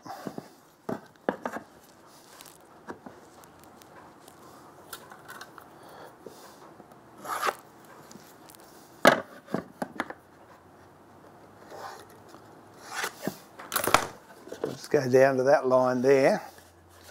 We should be good to go. Glue this on and then that's it. It's cup of coffee time.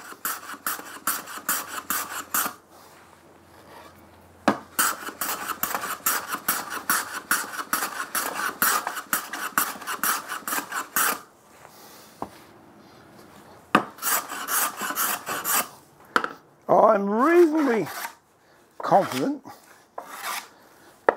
that's going to fit quite nicely. So here we go.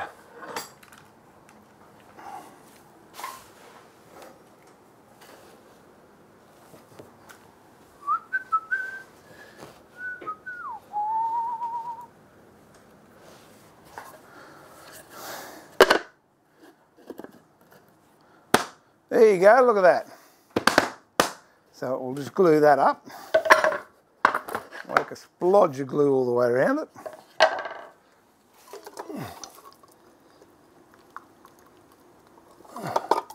And I think I've found the new way of doing my first, or the beginner's box. So I'm thinking the other way with all the dovetails might be a little bit daunting. Someone not familiar with woodwork. But this way should be quite good. So I thank you all for hanging in there and watching. I'll see if I can get some sort of a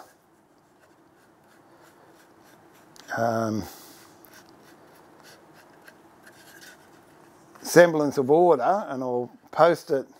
I'll do a short version on YouTube and I'll do the longer version in the members community section. If you like what you see and you haven't done it yet, please hit the subscribe button. If you'd like to join up and get extra videos and a bit more contact with me, then join up the Woodworking Masterclass channel. And if you've got any ideas or things you'd like to see done, let me know and I can make a video and then we upload that onto the knowledge bank of the Woodworking Masterclass channel, which you can use as a reference point in times to come. We've got a couple up there. I know I've got one about different plane usages, which is a longer version of the one I put on YouTube. There's some bloopers on there. Some people can identify with me when my brain goes to sleep. Something about joints, I think. But anyway, I hope you enjoyed that. That was something I really wanted to do to see how it would go. Now all I've got to do is put that into a lesson. And I'll most likely do something very similar with it, with that one that we veneered up. In fact, that'll be dry now. Where's that one I veneered up? Here you go. Oh no, I'll pull that apart later on. Actually, what I will do is I'll take this one off whilst I'm here. And I'll do another stream tomorrow and I'll make that shooting board, the donkey's ears one, because it's something I wanted to get for myself and also get for the students.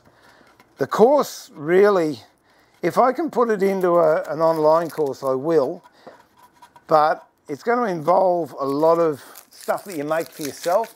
Dovetail jigs, shooting boards, bench hooks, bow sanders and stuff like that. So it might be interesting not only for the process of making a box, but also for some tools that you'll use again on other jobs. So in the meantime, I think let me just have a quick thing. Oh, there we go. Let's get off here.